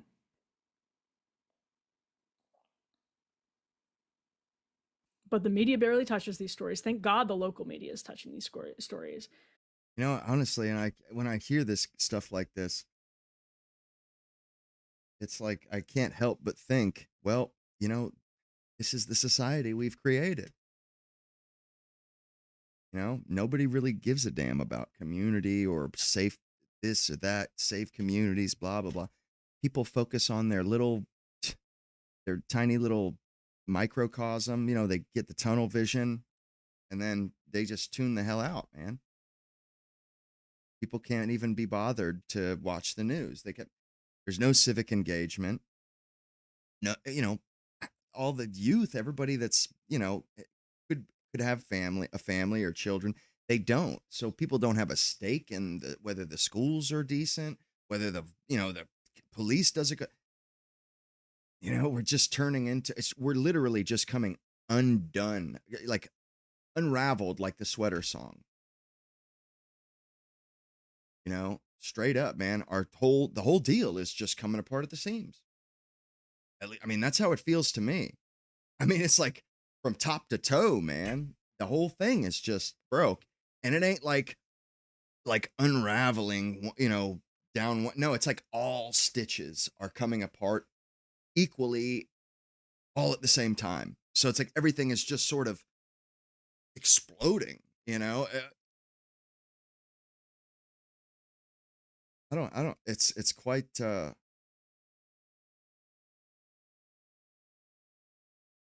it's quite a problem. And it seems to be massive and sort of like, you know, maybe hit terminal velocity already, where like, you know, it's not all that clear whether or not we even have the ability to, you know, to stop the inertia on this. But this is outrageous. This is a full-blown crime spree. We're talking about 9 of these in Fairfax County alone. You see how serious all of these cases are because we just went through the full list. They're not petty crimes. These are serious crimes. And the allegations in all of these cases are serious too. I've reviewed them. They're not iffy. A lot of these cases you've just heard, they're more than serious, or they're more than solid. It's disgusting. Well, you may not personally remember every time you toss, turn, or wake up hot during the night. You might not be able to say, oh, it was right at 1:15 a.m. But you know what? Stupid grin on her face while she shills this stuff. You know, serves up slop commercial. Like, come on, at least, you know, have a grimace on your face. At least don't look like you're, you know, you got a big crap eating grin across your face while you rattle off your advertisers.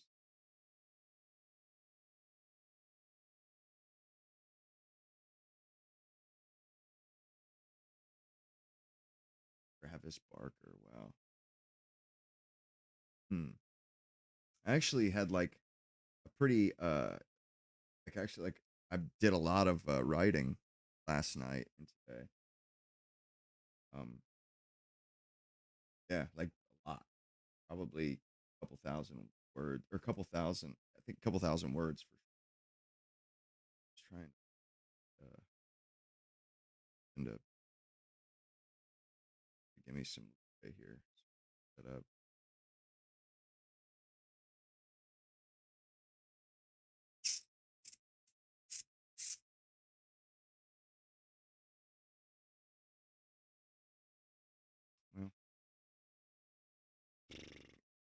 I watched a Ben Shapiro clip earlier today, and I have to say, I must admit, he has something. He does have something that I like. I'm not, I wasn't, it was kind of a short clip, but I couldn't quite put my finger on it. But like he did himself really dirty though in the past, because there's something that I'll play you the clip, and we'll do a little Easter egg hunt here and see if we can figure out what it is.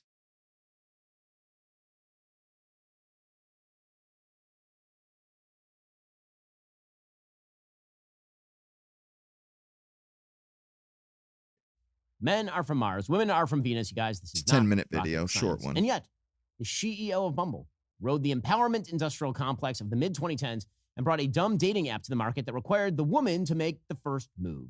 And now the company, after its stock price has tumbled, is cutting its signature feature after fighting an uphill battle against human nature for the last decade or so.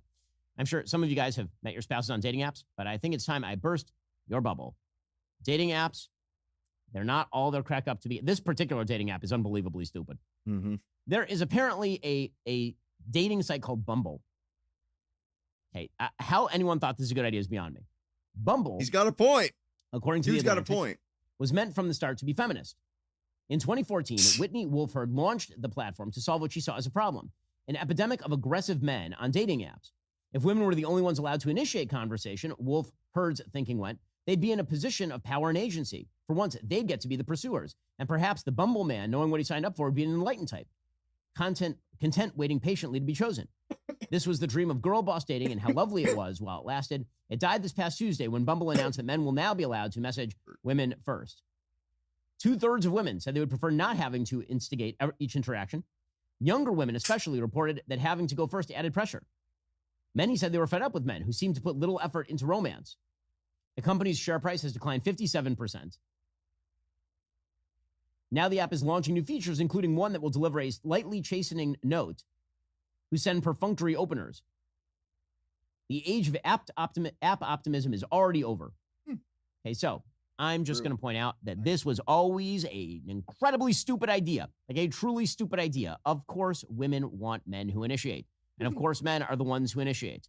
This is not a shock in any way, shape, or form. Now, many women may tell themselves that they want to be the ones who initiate with men, but I'm just going to say they're not telling the truth to themselves. As a general rule, there may be exceptions. Those exceptions are few and far between. Men are more aggressive when it comes to dealing with the opposite sex, and women are typically more passive and or defensive, which is the way that God made us all. That's not a terrible thing. And all these apps pretending that men and women are exactly the same are predicated on absolute stupidity. So many of these dating apps are just stupid in the way that they are put together. Yeah. And now, there's some dating. The facts bear that out too. Nobody's using these things anymore. They are trash. Apps that are designed for marriage, and those are fine. But it seems to me that many of the dating apps, which are designed for sex, for people to meet up, men and women are expecting different things, shall we say, from these apps. It turns out that one of the great inventions in the history of mankind was marriage. Why? Because it turns out that men are actually quite simple. Note to all the ladies in the audience, men are not complicated, we are not complex, we are not nuanced, we are incredibly simple. All men want out of a relationship with a woman is 3 things: food, sex, and respect. Those are the 3 things. There are no more things. I know that sounds simplistic. And within each one of those categories, there are many different variations. And of course, some people are heavier on one of those factors than the other. Some people are happy with 2 of the 3. Okay, but let's just be clear. The way that it works for men is different than the way that it works for women. Women are looking for love. They're looking for compassion. They're looking for care. They're looking for comfort. They're looking for protection. They're looking for emotional resonance. They're looking for all sorts of things. And so this is why the feminist revolution that basically said, what if we treat men and women exactly the same with regard to sex, was the dumbest idea in the history of mankind, because men and women are different, in fact. The reason that men typically initiate conversations with women and women are typically defensive is because, evolutionarily speaking, sex led to procreation. Women needed to be pretty careful about who they had sex with because they might end up mothering the child of that person. And so that meant that women had to be significantly more discriminating about who they picked, which was good. And then it turned out that women, in order to incentivize men to actually, stick around and care for the child and be part of a family. The idea was you don't have sex until you're married, because then you get all the benefits of the relationship. If you are the woman, you get the companionship, you get the compassion, you get the care, you get the length of relationship, you get all those things. And for the men, you get the things that you want, the food, the sex, and the respect, right? Those were the things. He's that was right. the basic predicate for all of human history True. when it came to male-female relations. And then we decided that we would shove our face into the oven Yeah. as a society. And it turns out it doesn't work. It turns out that all of the women who said that they wanted to initiate dating conversations with men, they didn't. They wanted a man who was going to do the thing that they know that they want him to do, which is initiate the conversation. Again, men and women, not the same. My favorite social science study ever done, 1989, it's called the Clark and Hatfield study. It was originally conducted in 1978 by Russell Clark and Elaine Hatfield. Okay, so here's what happened. Attractive male and female Confederates would approach total strangers crazy. of the opposite sex at a bar, and they would ask one of three questions. Would you go out with me tonight? Would you come over to my apartment? Or would you go to bed with me? Okay, so an attractive female would do that to a bunch of men at a bar, and then an attractive male would do that to a bunch of women at the bar. When it came to dating, about half of both men and women agreed to go out on a date with a complete stranger. This was back in like 1978. When it came to apartment or sex, about 3/4 of the men were like, yep, sounds great. And it turns out for the women, when an attractive man came up and said, 0 said sure. Dude, that's 0. wild. Because again, men and women want different things. It is a hilarious, I want to just review those stats again because they're important, because they're funny and important. Seriously, though, that's wild. I never would have guessed that. That 0 of the women, 0. Okay. Things were very different back then, apparently. And they just, the way God made the world is he has a sense of humor. Okay, again, review those stats. Half of men were fine with the date. 75% of men were fine with the sex. Mm-hmm. That means that 2 in 4 men were fine with dating, and 3 in 4 men were fine with the sex. That means at least 1 in 4 of those men was like, listen, I don't want to talk to you. I just want to bang. That's right. funny, I don't want though. to have the date. I just want to go straight to the sex. That And is perhaps for the funny. other 2 out of the 4, they're like, I would like to talk to you and also do the sex. Yep. Right. And for the women, they were like, listen, I want to talk to you, but I don't want to do the sex. Right. I want to do the date, but then I don't want to go back to your apartment.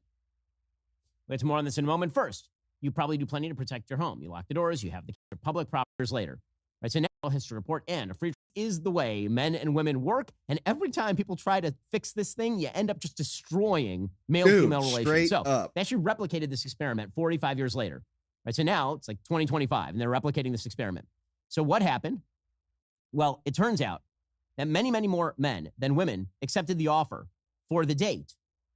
Okay, so what actually happened? This is What actually scary. happened? Totally. This is wild and kind of scary.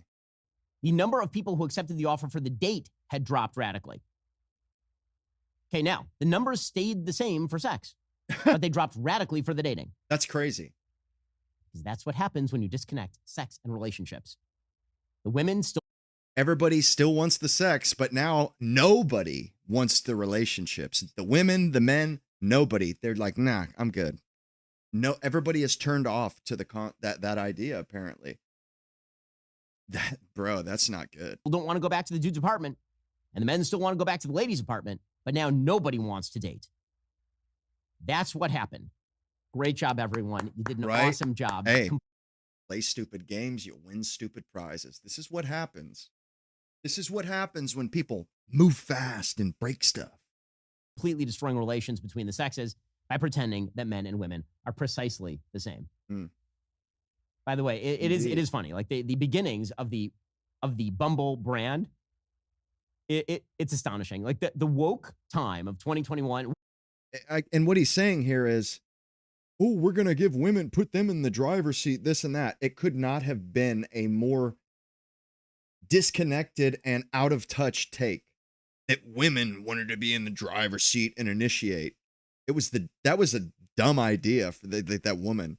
That was dumb, genuinely dumb. And we all know this, that like women, they say a lot of things. They don't necessarily mean everything. You know, a lot of times they're just kind of getting at something. You know, they might say, you know, guys are doing this, that, and the third. they might, they're just maybe complaining or just, want to voice their opinion, like, hey, and just let everybody know how they're feeling, but not necessarily actually change anything. It's like, they say between men and women, like, men, when they talk about a problem, they're looking for solutions. When women talk about a problem, they just want somebody to listen. And that's what that, like starting hypothesis with Bumble was. Just a totally boneheaded idea. Woke 1.0, as they say, was the dumbest time. And I say that advisedly because we may be living in the dumbest time. Like every day, as I've said to all of my producers, I feel like I'm living in the book of Deuteronomy. Each night, I think to myself, it can't possibly get any stupider. And then I wake up in the morning and I think, I wish it were just as stupid as it was last night. Because it Straight just up. keeps getting dumber. But an incredibly stupid time in human history was definitely 2020, 2021. Big time. Time magazine article about Whitney Wolfe Herd from March 2021. Bumble's brand is deeply embedded in the empowerment industrial complex. More youthful than Lean In, less litigious than Time's Up. Bumble represents a type of friendly Sadie Hawkins feminism that is more about feeling powerful than wielding power. Her success at Bumble, billed as the dating app where women make the first move, had cast her as the Kill Bill of the tech world, a yellow-clad woman seeking vengeance after men tried to bury her. Much of the coverage focused on her experience years ago as a co-founder at the dating app Tinder, where Wolfe Herd was allegedly harassed by an executive who was also her boyfriend, got dumped and ousted from the company, and went on to sue for sexual harassment. So she reacted to the fact that she didn't like her boyfriend by founding a company that is completely contrary to human nature. And it turned out not great. Wolfe Herd says that they would have blocked Donald Trump from the app. Her husband maxed out donations to Trump in 2016 and 2017. So Bumble started off fast, and then it turns out that none of the women were messaging the men, and then they were getting annoyed with the men, that the men weren't messaging them. So it turns out that passive aggressiveness as an app, even less popular than passive aggressiveness in real life. Again, amazing job, everyone. Amazing, amazing job. What an amazing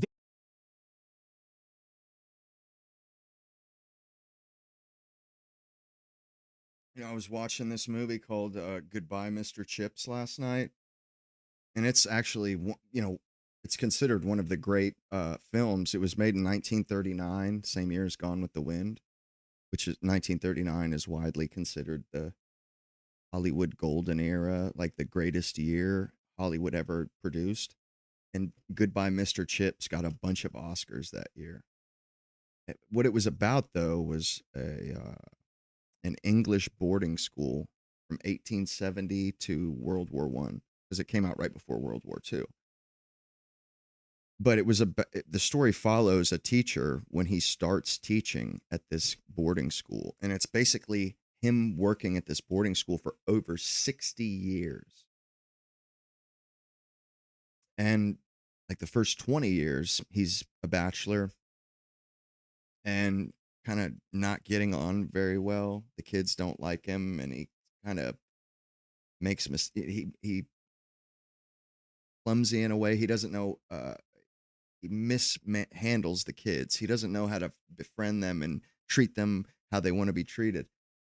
But then they have a German teacher teaching there, and he somehow gets this guy who's kind of a stick in the mud and goes to the same place every year for vacation. The guy's German, so he talks this sort of stick in the mud teacher into going on a walking tour of Vienna, or of Austria and Germany. And he ends up meeting his wife, or ends up meeting a woman who's on a biking tour with her best friend, and him and his buddy are on a walking tour. He ends up falling in love with her, and they get married, and then, she comes and lives with him at the school with all the other teachers, the masters and stuff. And it just sort of kind of occurred to me that it's just such a different, like, first of all, the women back then seemed to live vicariously through their husbands. They didn't have jobs. They took up housekeeping or, had or whatever. But they would marry, they would find a guy who was going to lead a life that they would want to live in. And this woman, she like kind of particularly was fond of the idea of being married to a housemaster of a school. The way she put it was, how could you ever get old when you're always, every year the kids never get older. How could you be young surrounded by, or how could you be old surrounded by so much youth and, children laughing and this and that,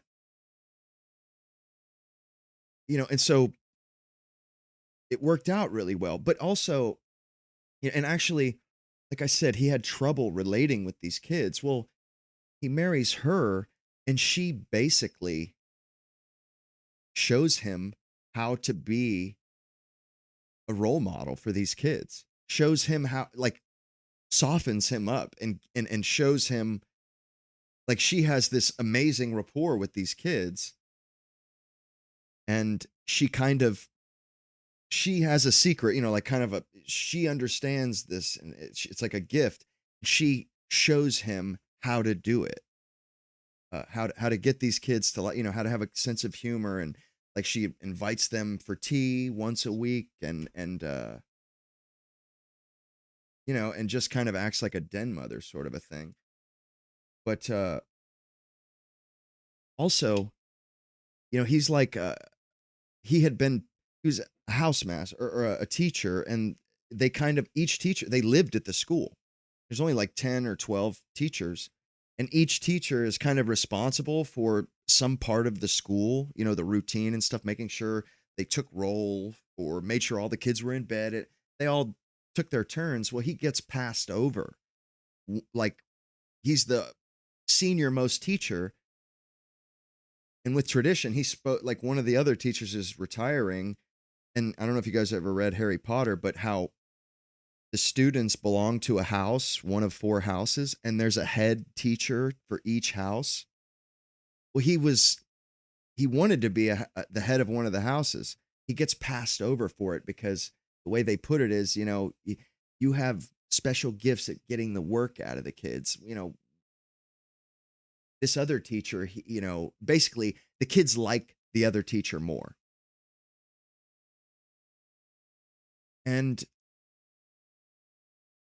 he after he gets married, he gets this promotion to be the head of one of these houses because the kids, like, love him at that point.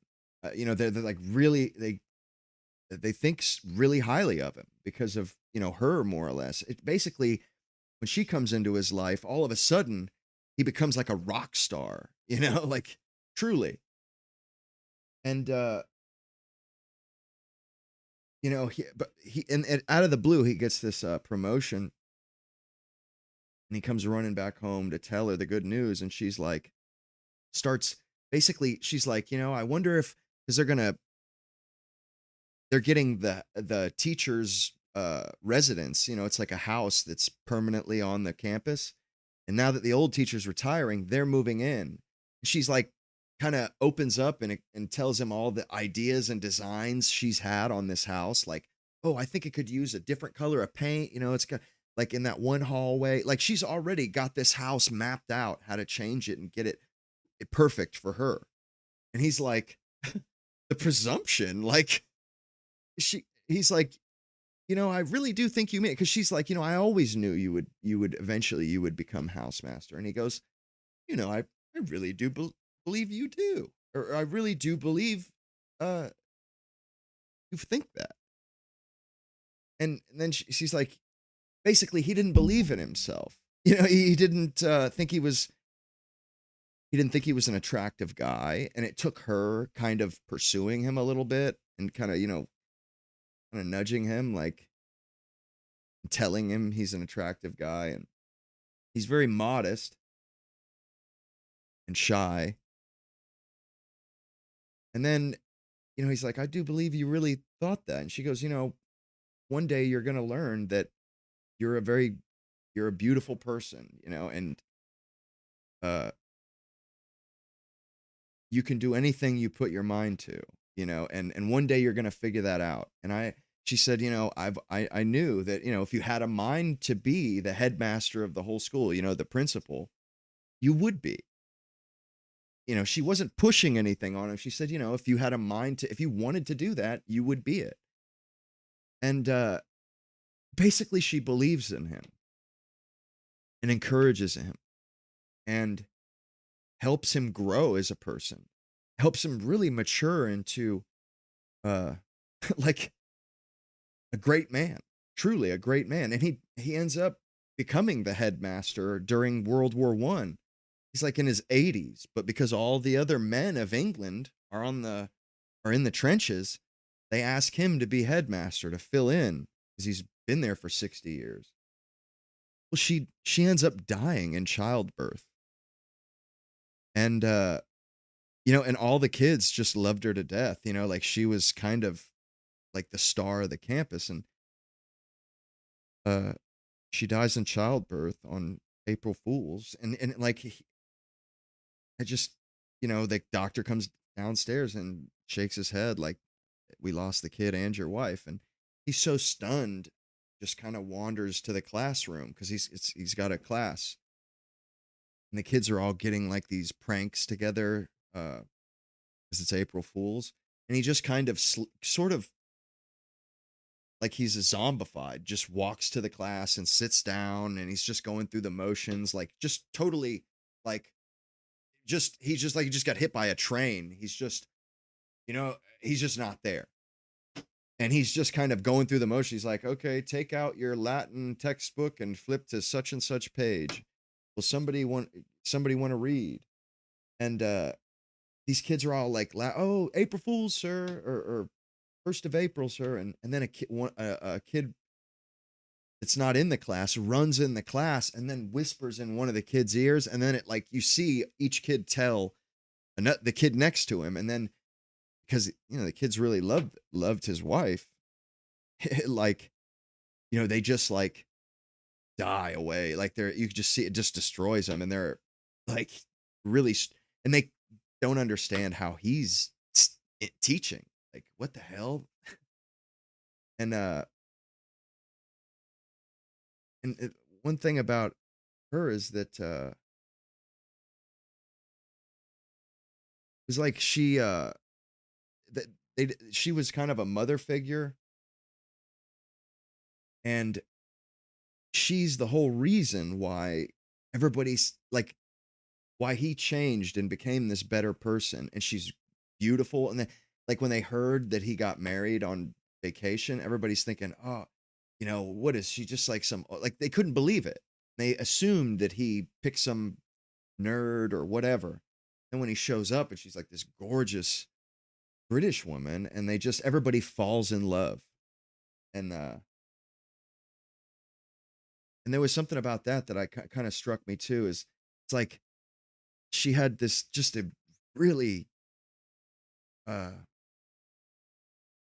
just an infectious and ideal attitude, just encouraging, sweet, calm, loving, and humorous, good sense of humor, proper, understanding, compassionate.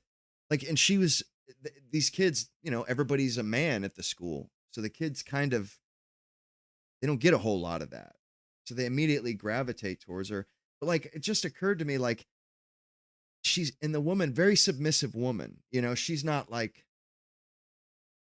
taking up space like leftists and stuff say, or like kind of pushing people around or telling people what to do or pressuring people. Very submissive, super submissive and modest. Like, he brings her into the teacher's lounge to meet everybody. And she's like, I don't want to burst in on a exclusive room, like from what he said, this is a really exclusive room.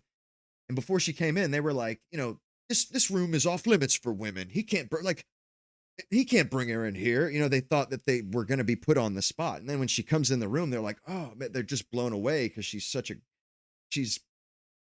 they immediately fall in love with her. That's what what kind of blew my mind was women, like they have been tricked into thinking, like, the saying, you win more, what is it? You win more bees or whatever with honey, or you win more with honey than vinegar. That's what that it was the dichotomy. I was just thinking to myself, like, women today, it's very obnoxious and masculine, and they don't get anything they want. I mean, they got to fight tooth and nail for it. Whereas, women used to melt men's hearts, and they could, like putty in their hand, and really they really extracted a lot from men. But it wasn't because they took it from the men. They were so lovable and nice, and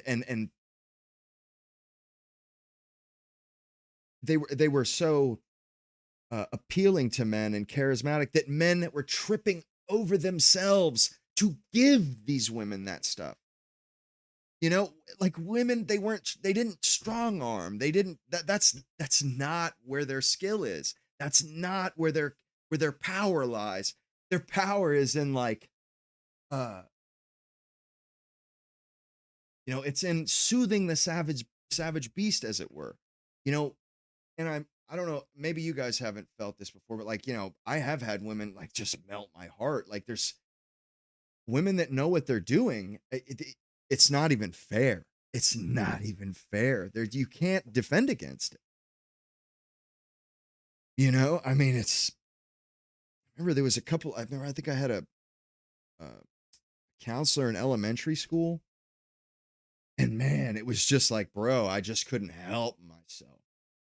Could not help myself. Every time I was around her, I was just like, to start drooling, and like, it's just like, seriously though. And I just was thinking to myself, though, when I saw this, I'm thinking, man, how I feel so bad for modern women. They've been cheated, they've been bamboozled, and they were tricked into a lot of these things that just ended up screwing them royally. They haven't the foggiest notion how to entreat a man. How to coax a man to a position that he would not otherwise ever come to. Women didn't do it by pressuring, by anything coercive like that. They did it like almost like love potions. They entreated you to do it. They coaxed you to do it. There was no pressure. There was no it wasn't like that. They made you want to come to their position. They were so infectious and so ideal or captivating that they didn't have to be coercive. And I just feel like, man, they were done such a disservice by throwing that away, throwing all of like women had like got this stuff down to a science over like 1,000 millennia, dude, since like the Ice Age. And they let a bunch of over the hill spinsters talk them into throwing this stuff away. And now women my age and younger, they would not even know what the hell I'm talking about. If it was a group of women listening to this right now, they would be flabbergasted by this. They don't even know. They won't have no idea of the concepts I'm talking about here. Yeah, women, they threw all of those sort of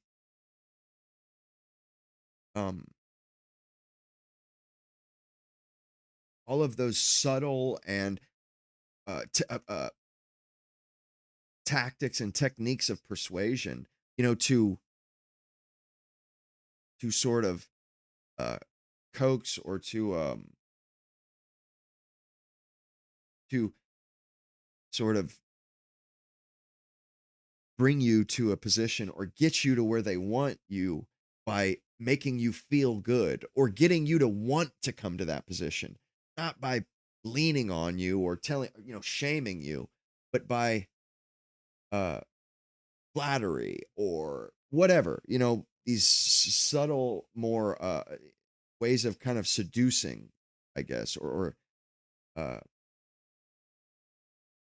and it's like it's a forgotten art, and I think the tools and the tactics that they have today are but a mooncast shadow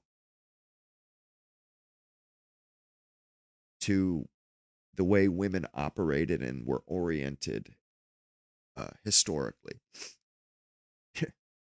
They have almost no power over men now. Like, okay, beyond their sexual favors, which, yeah, half of human beings have that stuff, can do that, and have that plumbing. So it's like it's not very exclusive. And then the rest is just like them, like trying to shame you, trying to, sort of yell at you until you do what they want. And it doesn't work. It doesn't work. And like women were much, much more effective at massaging you to where they wanted to get you. And men had a weakness for that. And now it's like they go about it like men, and it's like it's so easy to rebuff it. It's so easy. It's just like, bro, like you are not being very persuasive. It's just like it's like I want to do what you're trying to get me to do about as much as I want to take a shotgun blast to the face. It's not even close.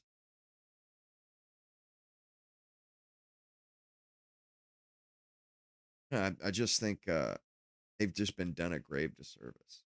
Grave disservice. It seems like they don't know how to. They've lost something. There's something that women had in the past that they don't have now. They have no real power over men anymore, like at all. And it's a shame, and I genuinely pity it. I genuinely pity it. Only read like 3 points today. I got like 10 here.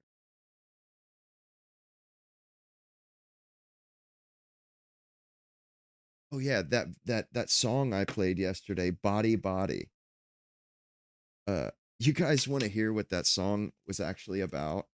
Like, and this is a critique of modernity and what society has turned into, what sort of marriage and romance, what those institutions have become. like garbage, like truly a mooncast shadow of its former self.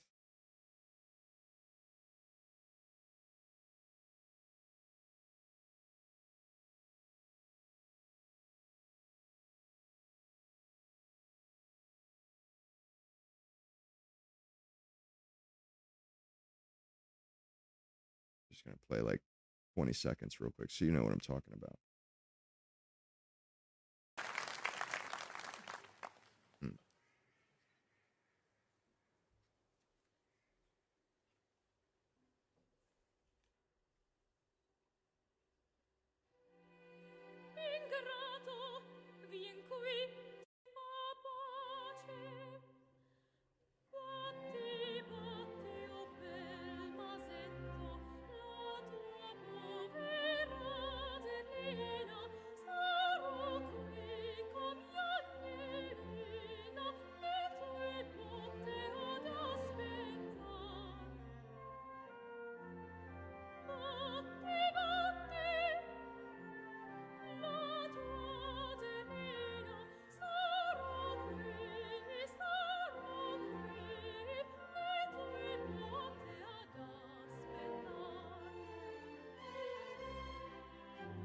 For the translation. I had it earlier. So.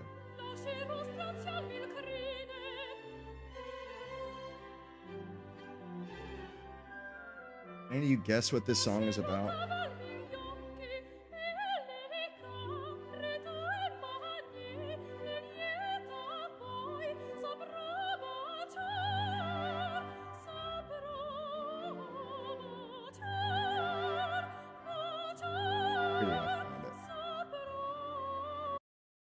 This song, Body Body, that shit means beat me, beat me.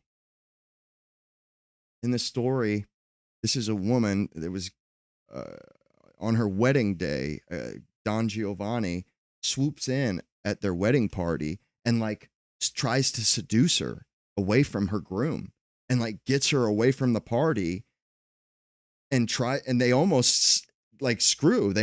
He almost destroys their marriage before it even begins. This is her begging for him to forgive her for that. Nothing actually happened, but he was hurt nonetheless. This is her begging him to forgive her. Beat me, oh dear Macedo. Your poor Zerlina, I will be here like a lamb to wait for your blows. I will let you tear out my hair. I will let you tear out my eyes. And your dear hands, happy then I will kiss. I see it. You don't have the heart. Peace, peace, or my life happily and cheerfully we will pass night and day. And I bring this up because back then, when lovers quarreled, it was acceptable to get violent every now and again. Like that showed that you really cared. That you really cared about that person, because you wouldn't get that riled up and you wouldn't react that way if you didn't care about somebody. And people let people work their own stuff out. You know, it's like maybe things got a little bit violent or their quarrels got, where she might get slapped a few times or whatever. But she would slap the guy as well. But like this was the back and forth. This was a human relationship. And society would allow those people the space to love each other in their way. Some people love like that. And who is anybody to judge them? And like we know about some of these things, like with the battered women stuff. You know how they always say like women will always go back to such and such, to the guy who beats them or whatever. And that's counterintuitive. But what I'm trying to say and get across here is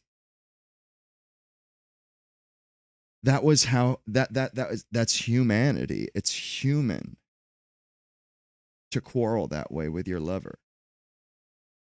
Like truly human in a way that we don't have anymore. Like back then, people loved each other. They were passionate about each other. So much so that, they would, have fits of rage or, jealousy where they stalk their wife or whatever, follow her around.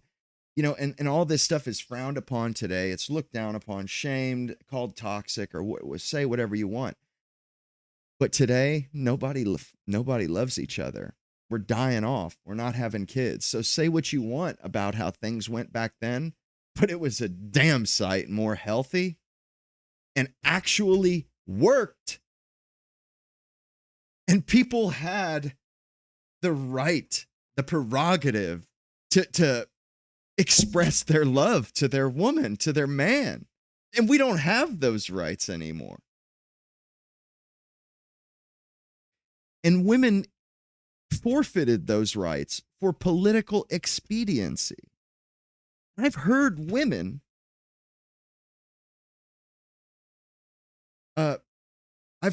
make this argument, like, they want a man that gets a little bit chaotic or gets a little bit flies off the handle. That's how they know he loves them. I've heard this many times.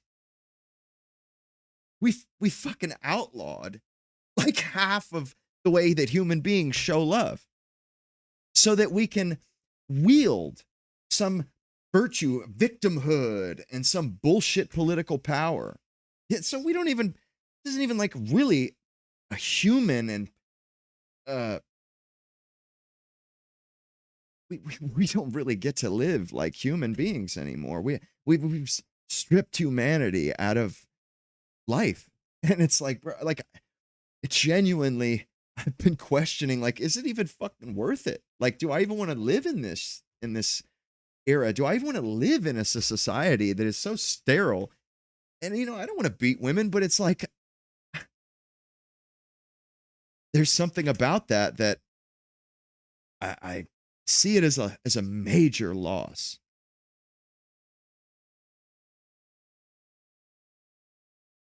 And I think, this,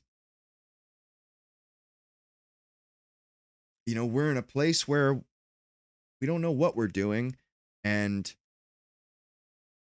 nothing works. Nobody has any solutions. I just feel like, man, say what you want about things when the way things were in like the 19th century, but they were human and they were passionate, and it was love. It was truly love. It was like Romeo and Juliet love, where you commit, you kill yourselves together. Like, we don't have that anymore. We're not crazy about anybody anymore.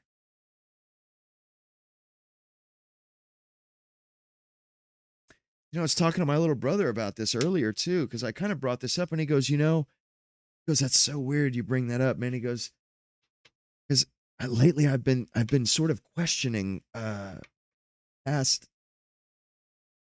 positions I held on this stuff, because me and him both kind of were thinking, I want to chill, like a good head on her shoulders woman that's, this, that, and the other. And he was like, I'm not so sure that that's what I want anymore. He's like, I think it's a good thing, but he goes, also at the same time though, like, I'm starting to see the value in kind of a crazy woman.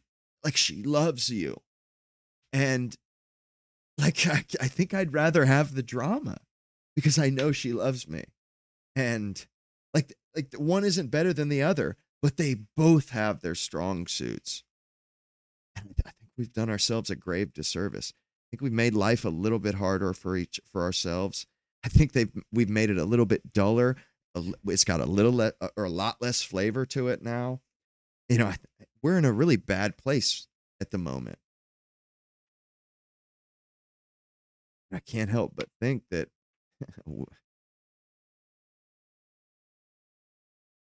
I can't help but feel nostalgic about it. Because, say what you want about these kind of quarreling relationships.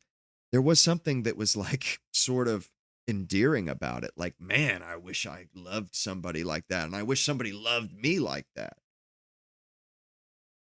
It just seems like really we don't even love anybody. Nobody loves anybody anymore.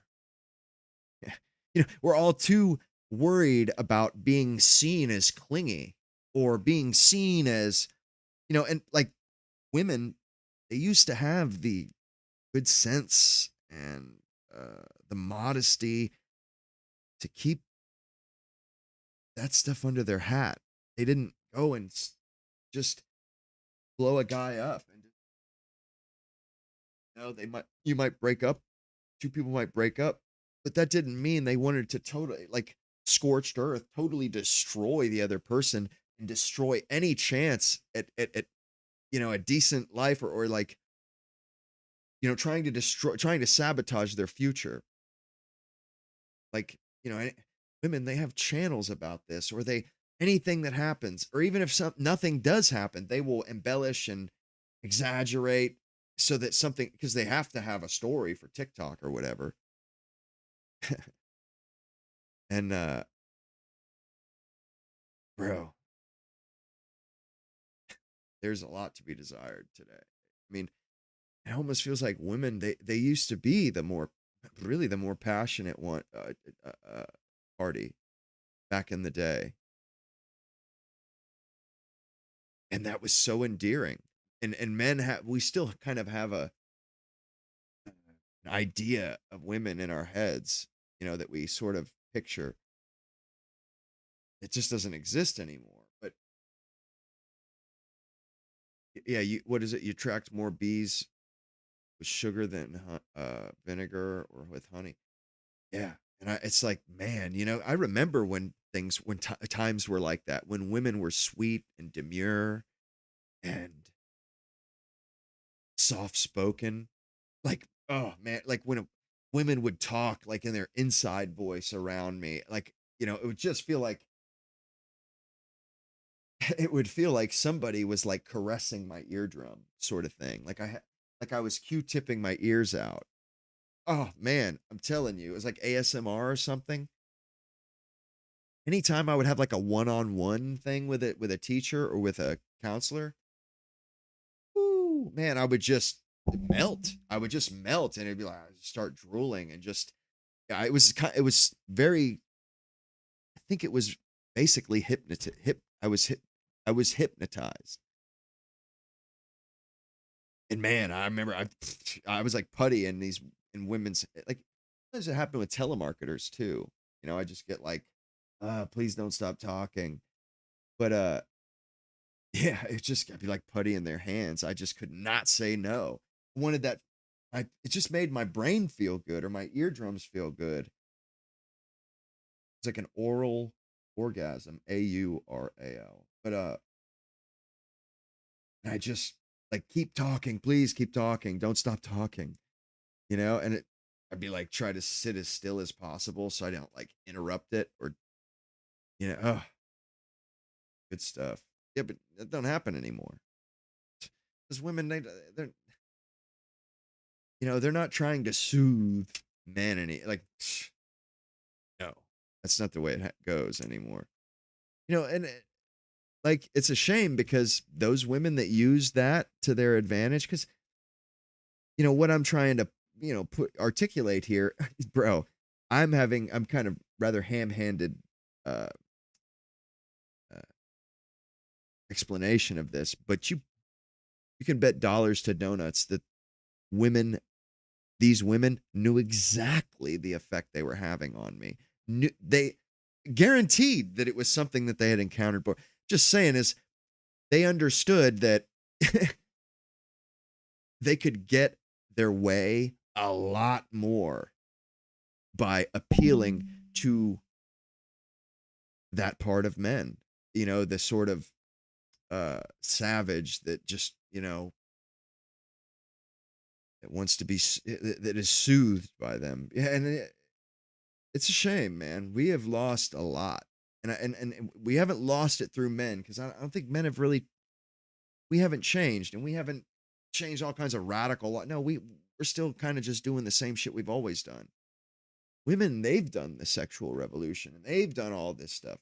They've changed. And now it's like, bro, the world is kind of a bleak, shitty place, with like almost no redeeming qualities that I can find, like, and bro, like I'm genuinely like not, bro, just don't see all very much worth, enduring life over. Like, really.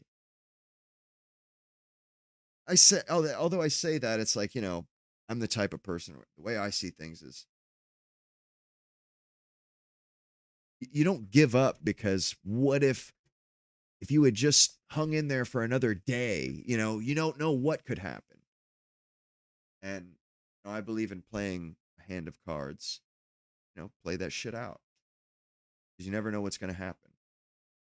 Circumstances can flip on a dime, change overnight. Your life could be totally different next day.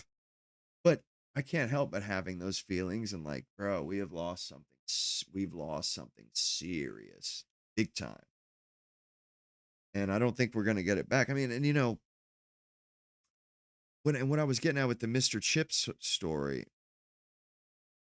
especially is that women used to inspire their husbands. Like in that movie, she was like a muse practically.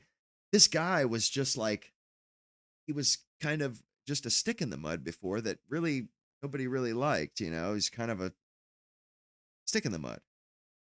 And he just totally flourishes as a person because of her, because she's inspiring him to be a better person and to believe in himself and to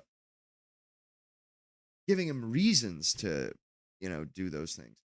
But we don't have that stuff anymore. And it's like, bro, it's just a bleaker, darker, lousier world we live in today. Bro, that man, with the fact that that light has gone out in the world, bro, it's irreplaceable. The world will never be never be the same. That is sort of depressing to my mind. If you want to know my opinion, it's pretty depressing. Like, and with that song, bro, women, if they made a mistake or did something that really upset or hurt their husband, yeah, they would be like, I'll sit still, you can kick my ass, black and blue. Bro, I've heard women say this stuff. And people used to say this back in the day, like old married couples, they see a young married couple quarreling, an old married woman might say, to the man, you need to put her in her place, man. She's getting but like, bro, that was a part of our culture and it worked. It worked, man. But political expediency and because, back then, let me ask y'all something. Do you guys think, how do you think politics worked back then? Do you think people were political animals, political people their whole lives, and their marriages and the relationships they had were colored by their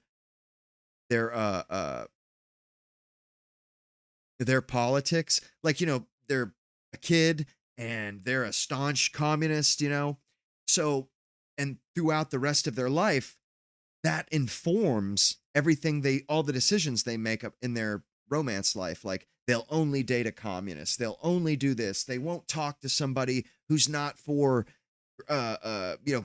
climate change or whatever. Do you think that is like, it's kind of like how we have it today, but do you think people, that's how they moved 200 years ago? Or do you think their first and really only goal and ambition was to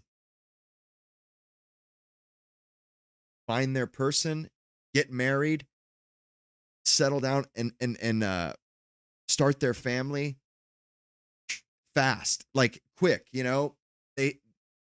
They didn't need time to, is he the one? No, they were sure. And once they had, okay, this is a guy, they got married. And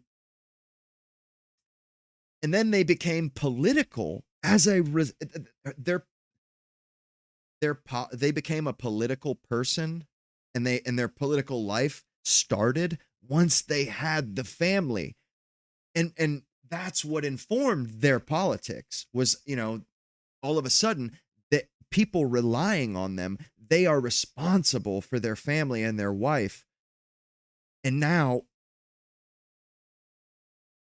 it's their responsibility and their obligation to be a political citizen that shapes the politics of their country, to look out for their family and make sure that,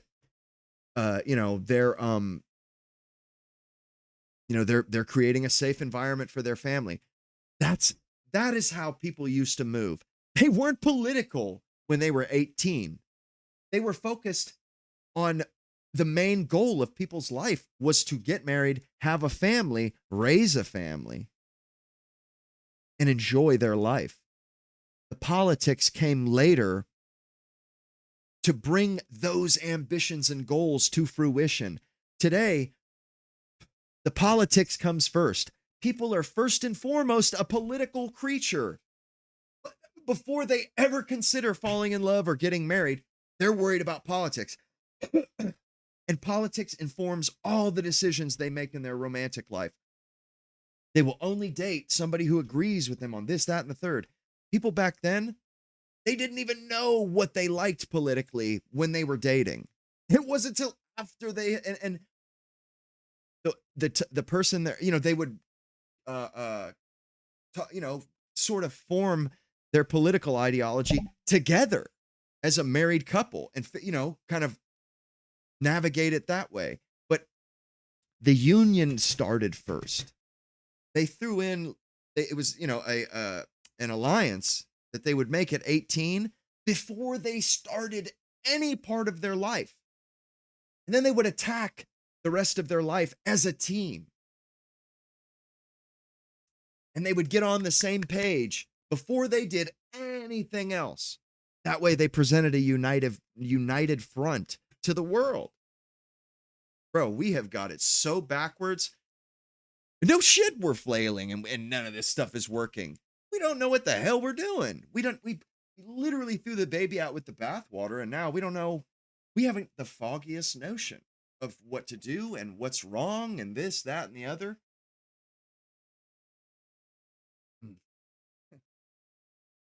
And I'm stuck looking at the past thinking, damn it, dude, what were these people thinking? What idiots. And I still got a bunch of points too.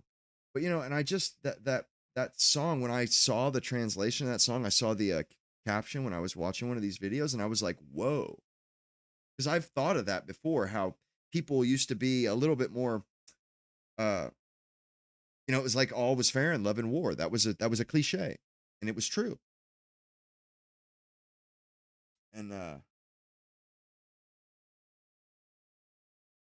we've just lost something. Life is just that. It's just that much less flavor to life, that much less vibrance, vibrant joie de vivre, as it were. Man, like this shit is, bro. It's just it ain't worth a shit, man. It ain't all it's cracked up to be. Not even close, bro. I just feel downright gypped, man. Downright gypped.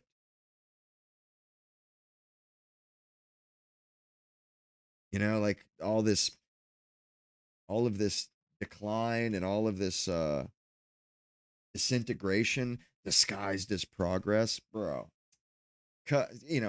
Spare me, bro. Progress my ass, man. I would like to when you settle down with somebody, like you were going to spend the rest of your life with them, and there was like no question about that. And it was like life was what you made of it.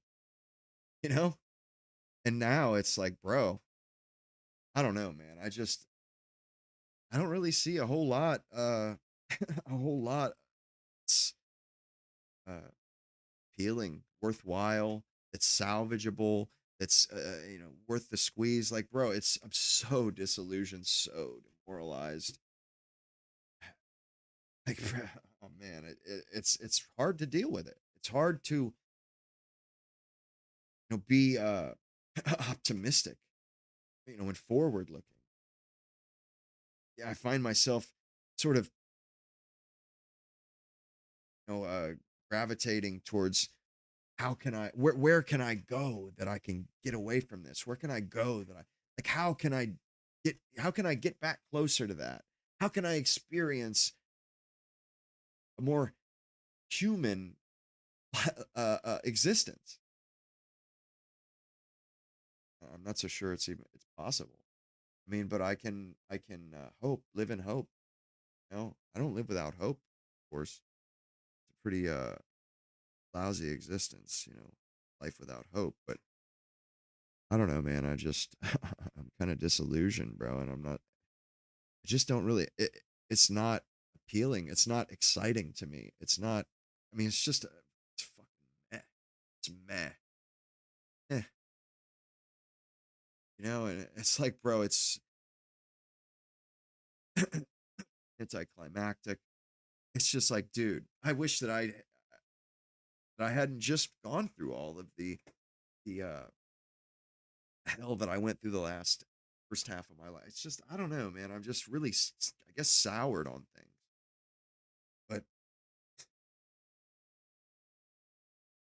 yeah, I mean, more I understand it and stuff, it's just like the more bleak it looks, and it's like, I try to keep myself, I'm pretty good at keeping myself grounded. It's just like, I don't know. I guess I just have a preference for the way things used to be. I guess, because people used to live in the moment.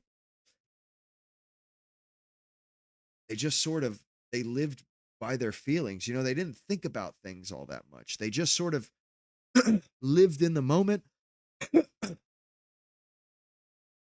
honestly reacted to their inner feelings, come what may.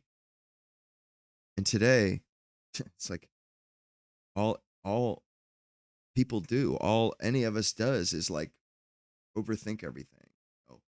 Look at everything from 1,000 different angles that we actually don't even live. It's like we spend all of our time, with recording a concert with a phone in our hand. Oh, what? So I can watch the recording 10 years later? No. How about like watch the concert now so that you remember it 10 years?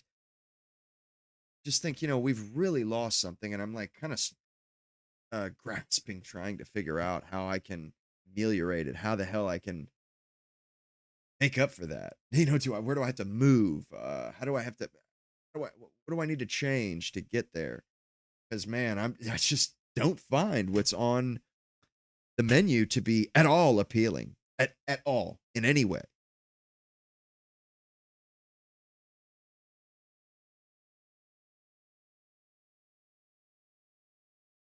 It's,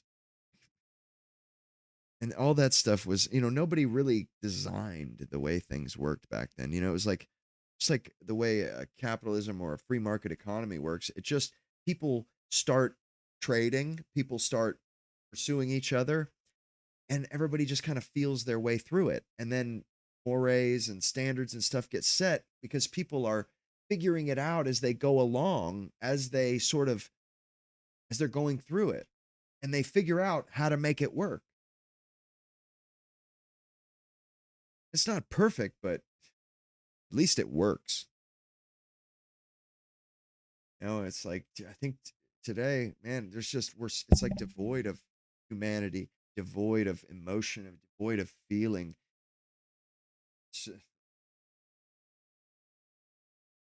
Not at all. Honestly, I think that we should have just stopped inventing shit after the airplane, like 1920. Never just like outlaw inventing stuff. Stay there in that time. I think this leaves a lot to be desired with the period that we're in.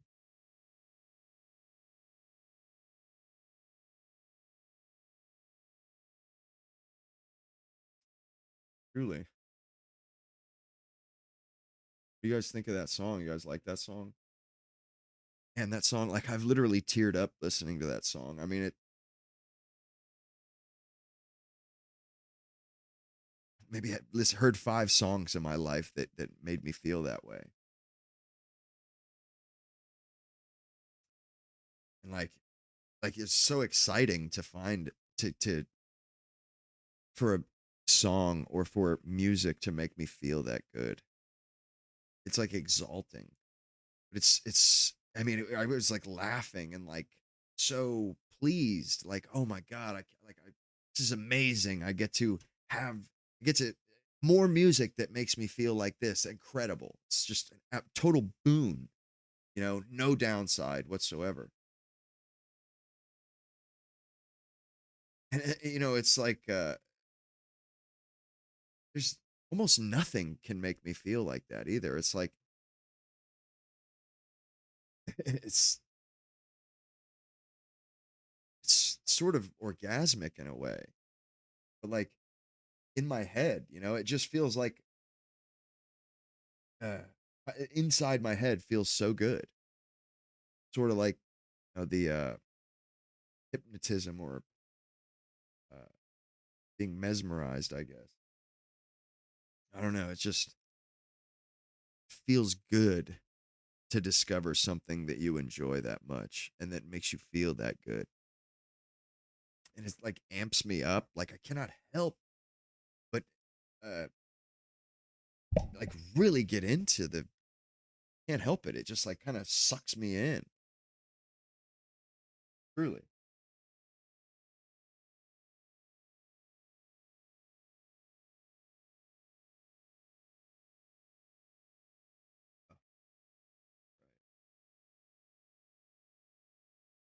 Yeah, I was watching a video yesterday, and it was a woman talking about how she's the table or whatever. And it's like it occurred to, maybe I'll play that video because I did kind of there was a lot to it.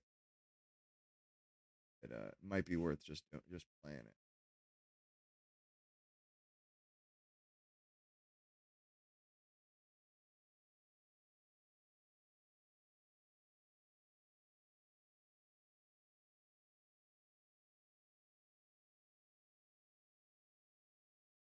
This one or it's this one. And the patriarchy, including respecting traditional family.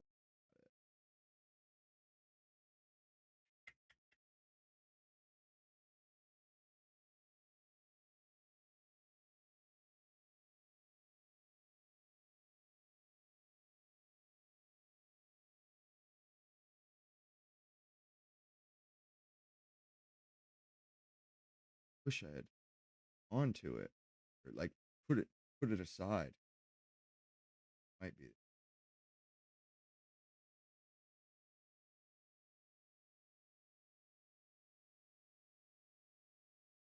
this one. I can't tell if it's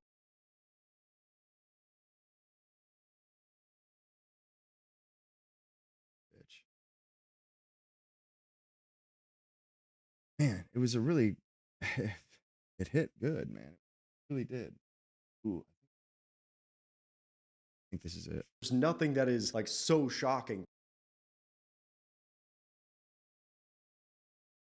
Yeah, this is one. This woman throws a divorce party. I seen something about that Worst years thing. ago when I was doing tree work. I seen a store that had neon signs that were advertising this, and I was thinking to myself, what kind of evil stuff is that? Where like you're celebrating something like that. It's like this is so perverse. But like, you got to see what this woman did at this divorce party. And I'll find there that it other is. video. We're at peace again. Path of progress, let's get into it. POV, you're reading the 10 worst things my ex-husband did during our marriage at the divorce party. Okay? It's crazy. That was the your version of the newest one? Has it done? So she just set this up in public, and these are all like their friends reacting to it, or just strangers reacting to it or something.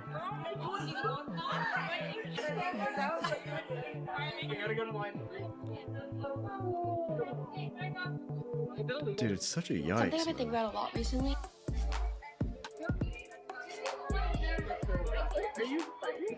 It's always reputation destruction with women. He's fixing to show what the stuff says here in a second. It's kind of wild. Bro, it's freaking out. I don't know why they're making these faces, to be honest. It's ridiculous. Yeah, that's wild. And by the way, we have the list. I'll show you guys in just a second. But I just want to say, man, stuff like this is always just so crazy. Like, okay, fine, get divorced, do your thing, do the whole split up. But what is up with the constant reputation destruction? What is up with the public shaming of today's world? Why is this always like an event? That's what... Yeah, it really blows my mind, but it's like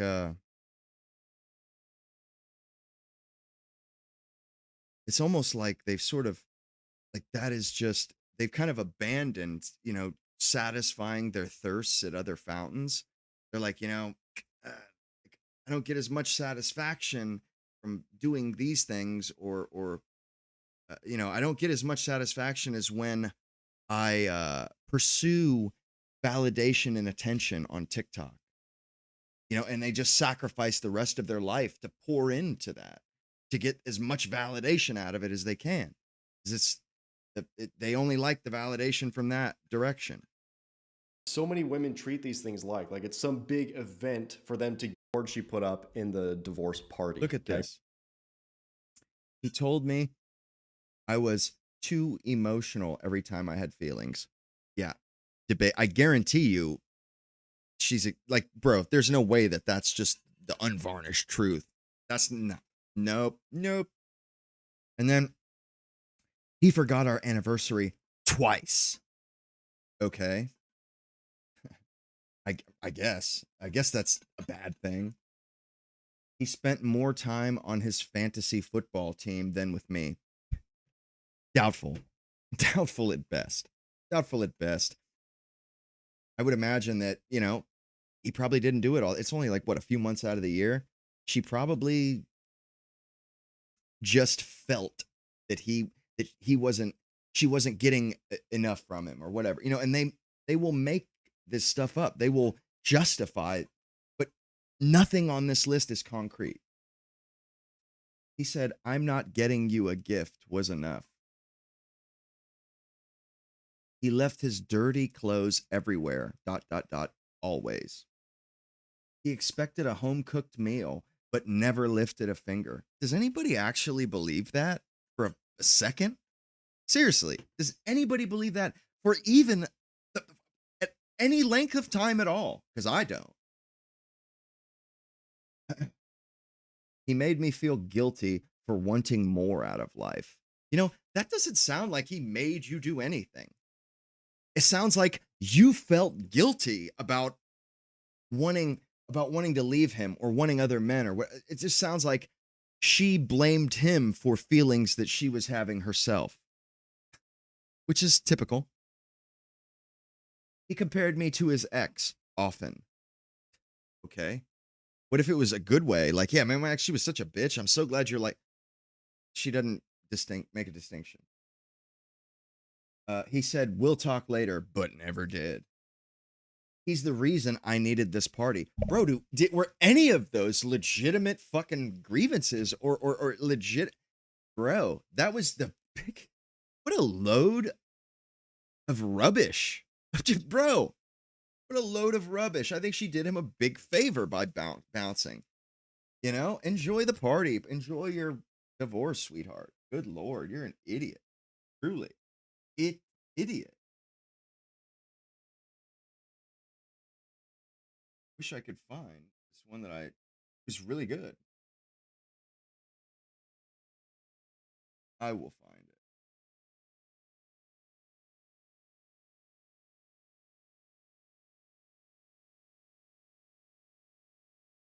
Jamaican guy does it.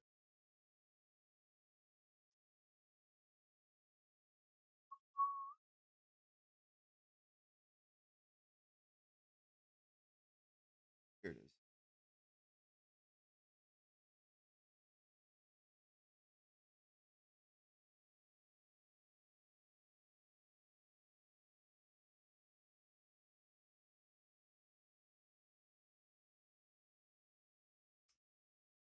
Protection. It's not because I just feel like the dating pool with men right now, based on the community of women that I have, is just so weak. Like, the men are slacking. What would you want the men to be doing more? Like, cut out that 50-50 shit. Stop talking about what do you bring to the table. We are the table. Oh, must be nice. Let's start there. Okay, explain. My God, these men are so different nowadays, and it's very, very much been confirmed for me. So I'm out with my girlfriend, enjoying myself at the club. And the thing with the table, it's like, maybe you are right. You might very well be the table. It's possible. But the very fact that you need to fucking announce it, you need to beat me over the head with it, you need to constantly remind me of it, you need to convince me. Like, that's how it comes off.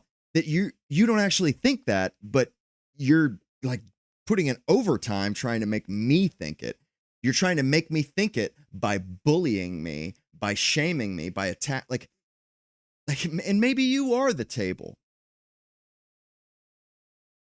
But it's just supremely obnoxious and unattractive that you are sitting here and you think you need to tell me that you're the table. You think that, like, you're above providing value to me. Like, you get what I'm saying here? Like, maybe you are the table, but you don't have to behave you don't have to behave that way. You don't have to be obnoxious like that. You can be the table without fucking throwing it in everybody's face all the time. And the fact that you do that makes you not the table. I'd rather move on to the next one. bro, like that's how these women think that that's a strategy that's gonna work out for them in the long term. It's like, bro, got news for you. You're gonna be lonely. But and that's kind of I've realized that's the way I'm thinking about it lately is like, this table business. It's like, they might be very well be the table. But the fact that that's how they're talking about it and behaving with that idea, just throwing it in your face and, oh, I'm the shit. I'm the shit. I don't have to show you my value. I don't have to do this and that because you don't mean shit. I don't respect you. I don't give a damn what you think. And you need to like me. You need to do shit for me. Like, fuck you and the horse you rode in on, you fucking strumpet. Get the fuck out of here with that horse shit. You got me fucked up if you think that's how things are going to go down. You got me all fucked up. Whatever. And I text the guy that I'm dealing with, like, yo, I'm about to get something to eat. Do you know anything that's open? He sent me several restaurants that he thought was open, and they weren't. So I'm like, nah, none of them is open, whatever. Nowadays, men aren't as manly as they used to be. That's because of females. That's because of feminism. In Austria and Germany, men are not men anymore. Feminism has won. It has literally taken over Austria and Germany. In German and Austrian couples, the girl is the boss. So my friends, today we're going to talk about how women are complaining that men are not men anymore. And this is not happening only in the West, but all over the world. So what is actually happening with men? Let's talk about it. Like this video on the way in, subscribe if you haven't already. Of course, you can always pick up my book, The Modern Man's Blueprint, or The Modern Woman's Blueprint. Both available now. Right. It's kind of funny you say that, Rasheen. You're right. Like, and when I first saw that they had divorce parties, I was like, man, what a vacuous, like, empty, like, bro, bro, that's so, it's like degenerate and empty. It's just like, bro, I couldn't, no. How are you going to celebrate, like, breaking away from people? Like, oh, these people are in my life. Now I'm going to cut them out of my life. Let's celebrate this. What? You celebrating? Like, that just doesn't make sense to me. It's like, no, like maybe it is relieving and maybe you are moving on, but it's like, maybe like you do like that is, it's good for you or whatever, but it's like, it's not something that should be celebrated. That, relationships didn't work out. It just seems, it's first of all, it's cope, but it's crazy. It's like, man, your head is all messed up. You don't know what you want. You don't know, you have no clue what is worthwhile, what is fulfilling, satisfying, what is comforting. Haven't the foggiest notion of what you're doing in the world, obviously.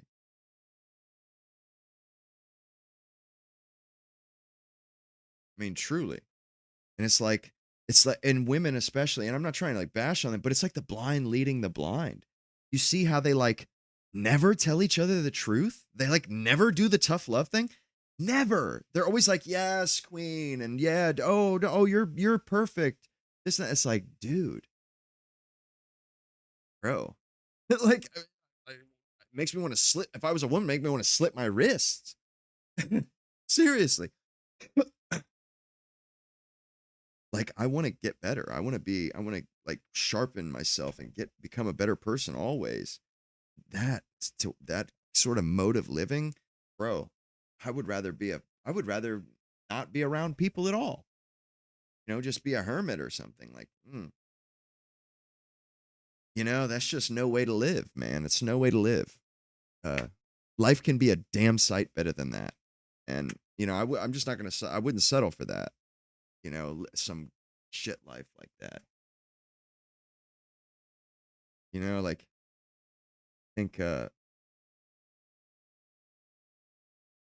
like being alone, or just kind of doing your own thing, there's a lot to be, it's not to be sneezed at. It's not a choice to be sneezed at. It definitely has its own merits. And there's just a lot of the stuff that I value. It's not in vogue anymore or whatever. And those are my personal feelings, my personal perspective, but it's like, dude, the stuff that counts as like important nowadays, dude, like I couldn't give a hoot in hell. Like I want somebody to sort of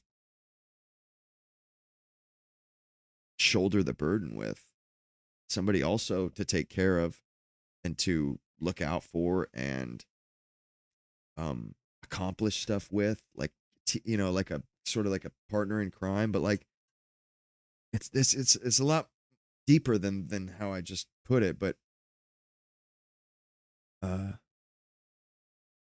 there's an emotional bond that comes with that, and like ride or die, like no matter what, I have them, I have her, and she has me, and we're not leaving. Like there's nothing on earth that could break us up, only death do us part type thing. Like, bro, I think I could endure anything if I had that. Like truly, I'd be a slave, and it would be acceptable.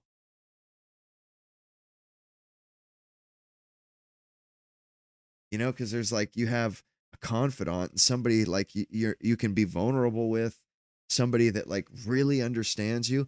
And like when I used to when I worked at Davy Tree Service, my foreman, he was like 20 and I was like 26.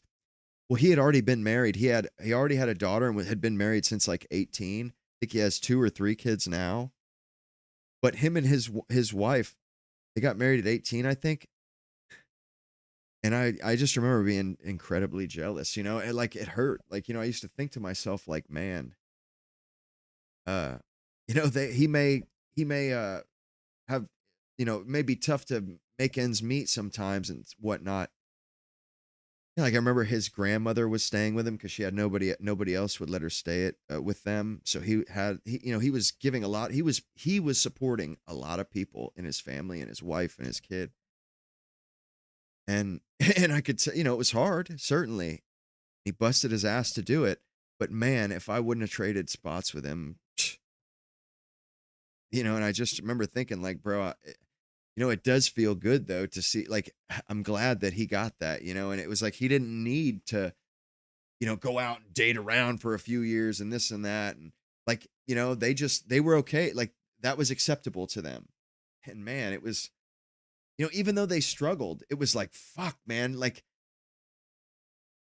bro, they had each other, and there was like this certain, like, no matter what happens, like, it's going to be tough, but we'll make it through. We'll still have each other. Man, if that right there isn't worth any number, like, bro, you can keep the rest of this horse shit, the rest of this meaningless bullshit.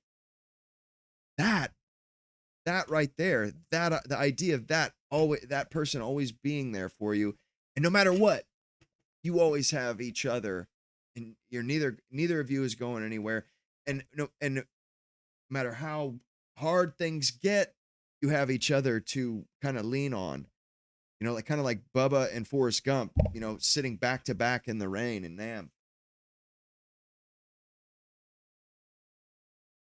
And at the same time, and then when things are good, you have somebody there that you shared the hard times with, that you can really sort of just kind of accept them and open up to them because they're ride or die. They've been through the hard shit with you. It's all downhill after that.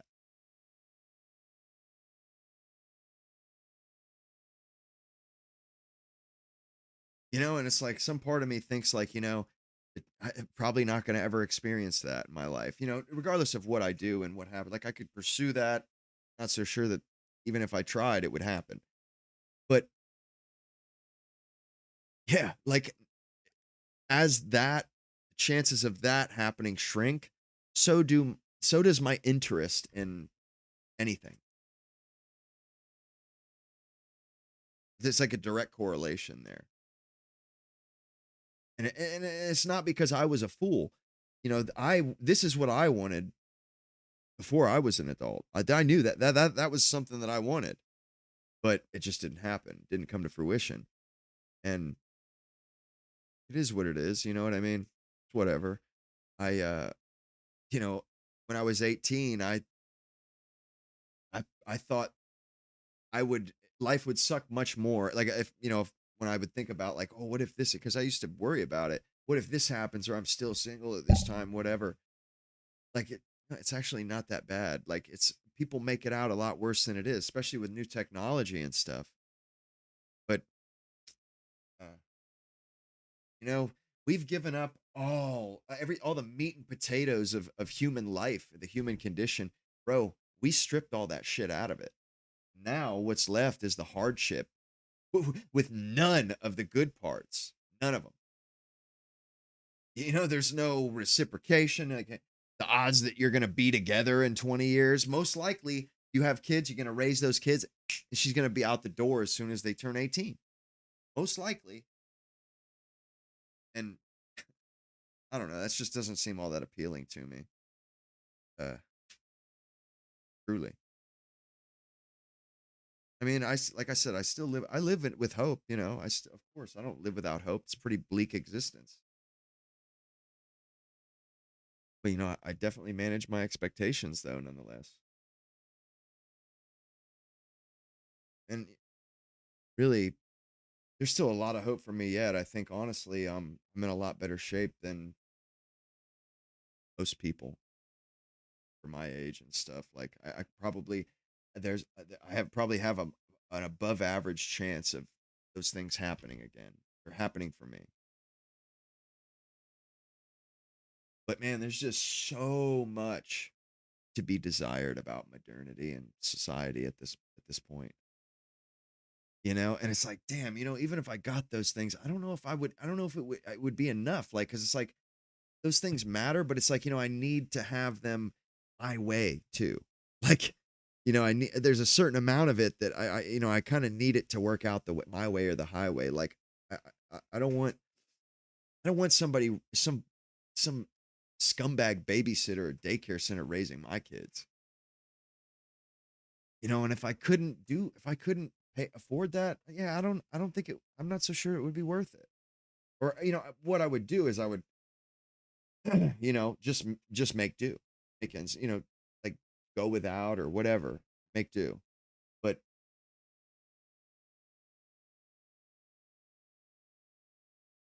I don't know, it's just like so rare that I you know, bump into or even like sort of sense like or see women behaving in a way that attracts me or really, you know, inspires or engenders optimism. You know, it's like almost every woman that I come in contact with just has the shittiest attitude you ever saw. And it's not their fault. You know, like I mean, it really isn't, you know, we've been stripped of all of our cultural traditions and stuff. And it's like, where do you go for answers? And people that are giving out answers don't know it's the blind leading the blind. And there's nobody in the world of women that does what I do, that like objectively goes through the data and figures out why things are the way they are. And am I in the wrong? Are they in the wrong? Are we both in the wrong? Like what's going on here? Nobody exists like that on the woman's side. And it's like this grave disservice that is done to all women. Where they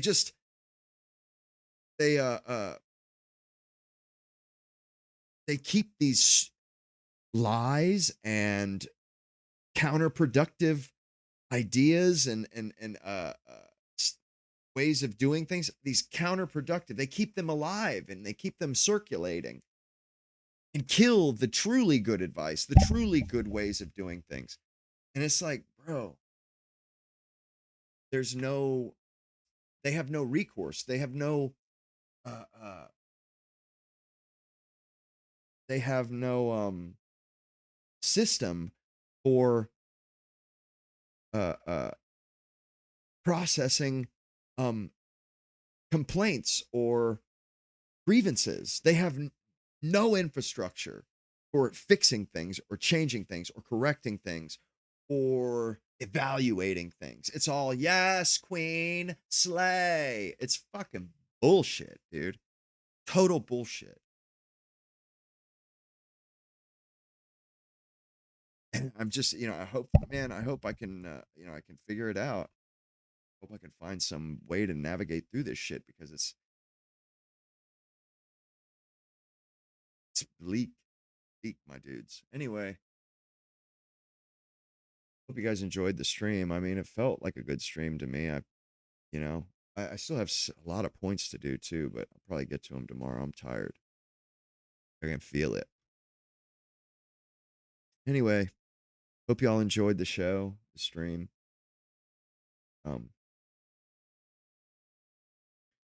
Thank you for the comments. Like downfall. I really do appreciate the comments. Like honestly, like words of encouragement, they mean a lot.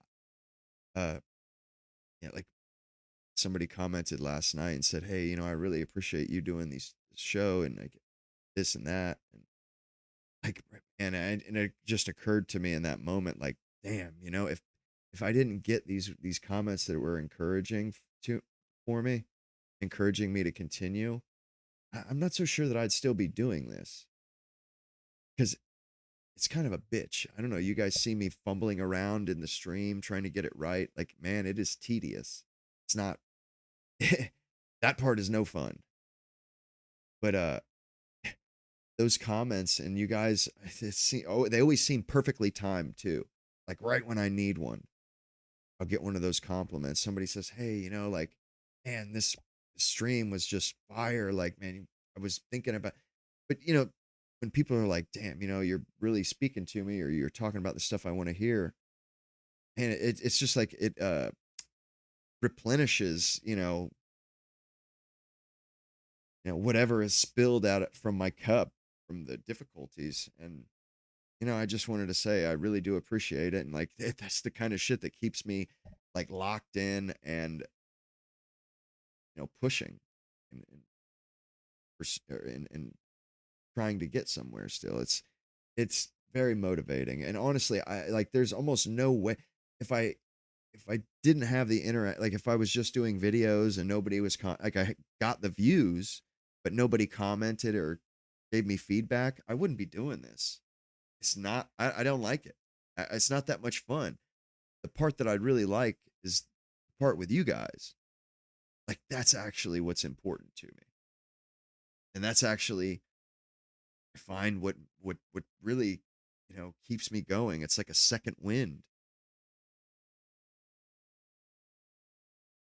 So, I mean, I would imagine a lot, like my impetus for doing this was, like, is it, social needs, need for community and stuff, or like need to talk to people probably. But I find that that's most of the value I get from these things comes from what you guys bring to the table. So I just, I really do appreciate it. And I don't really say this a lot and I haven't said it probably ever, but like, yeah, that stuff really matters. I really do. I care that you guys tell me what you think, and like good or bad, like either way you're engaged. You wouldn't tell me that something was bad if you didn't want me to fix it and get better. Like if you didn't like me and didn't want to continue watching. So it really doesn't matter, but like just the fact that you care, like it shows me that you care. That's a big deal to me. And that's really, I guess, the main reason why I do this, I guess, because I don't really get anything else out of it. Anyhow, hope you guys enjoyed the show. Like and subscribe if you haven't already. Beyond that, I will see you guys tomorrow. Friday, right? Friday. Yeah, Friday tomorrow. Maybe I'll do a longer stream, or I don't know. I'm gonna maybe I'll do a midday stream over the weekend. Something I'm gonna do something extra this weekend for sure. Anyway, guys, I'll see you guys tomorrow. Hope you'll have a great evening. Enjoy your day at work, or enjoy tomorrow. Guys, in the next one. Cheers.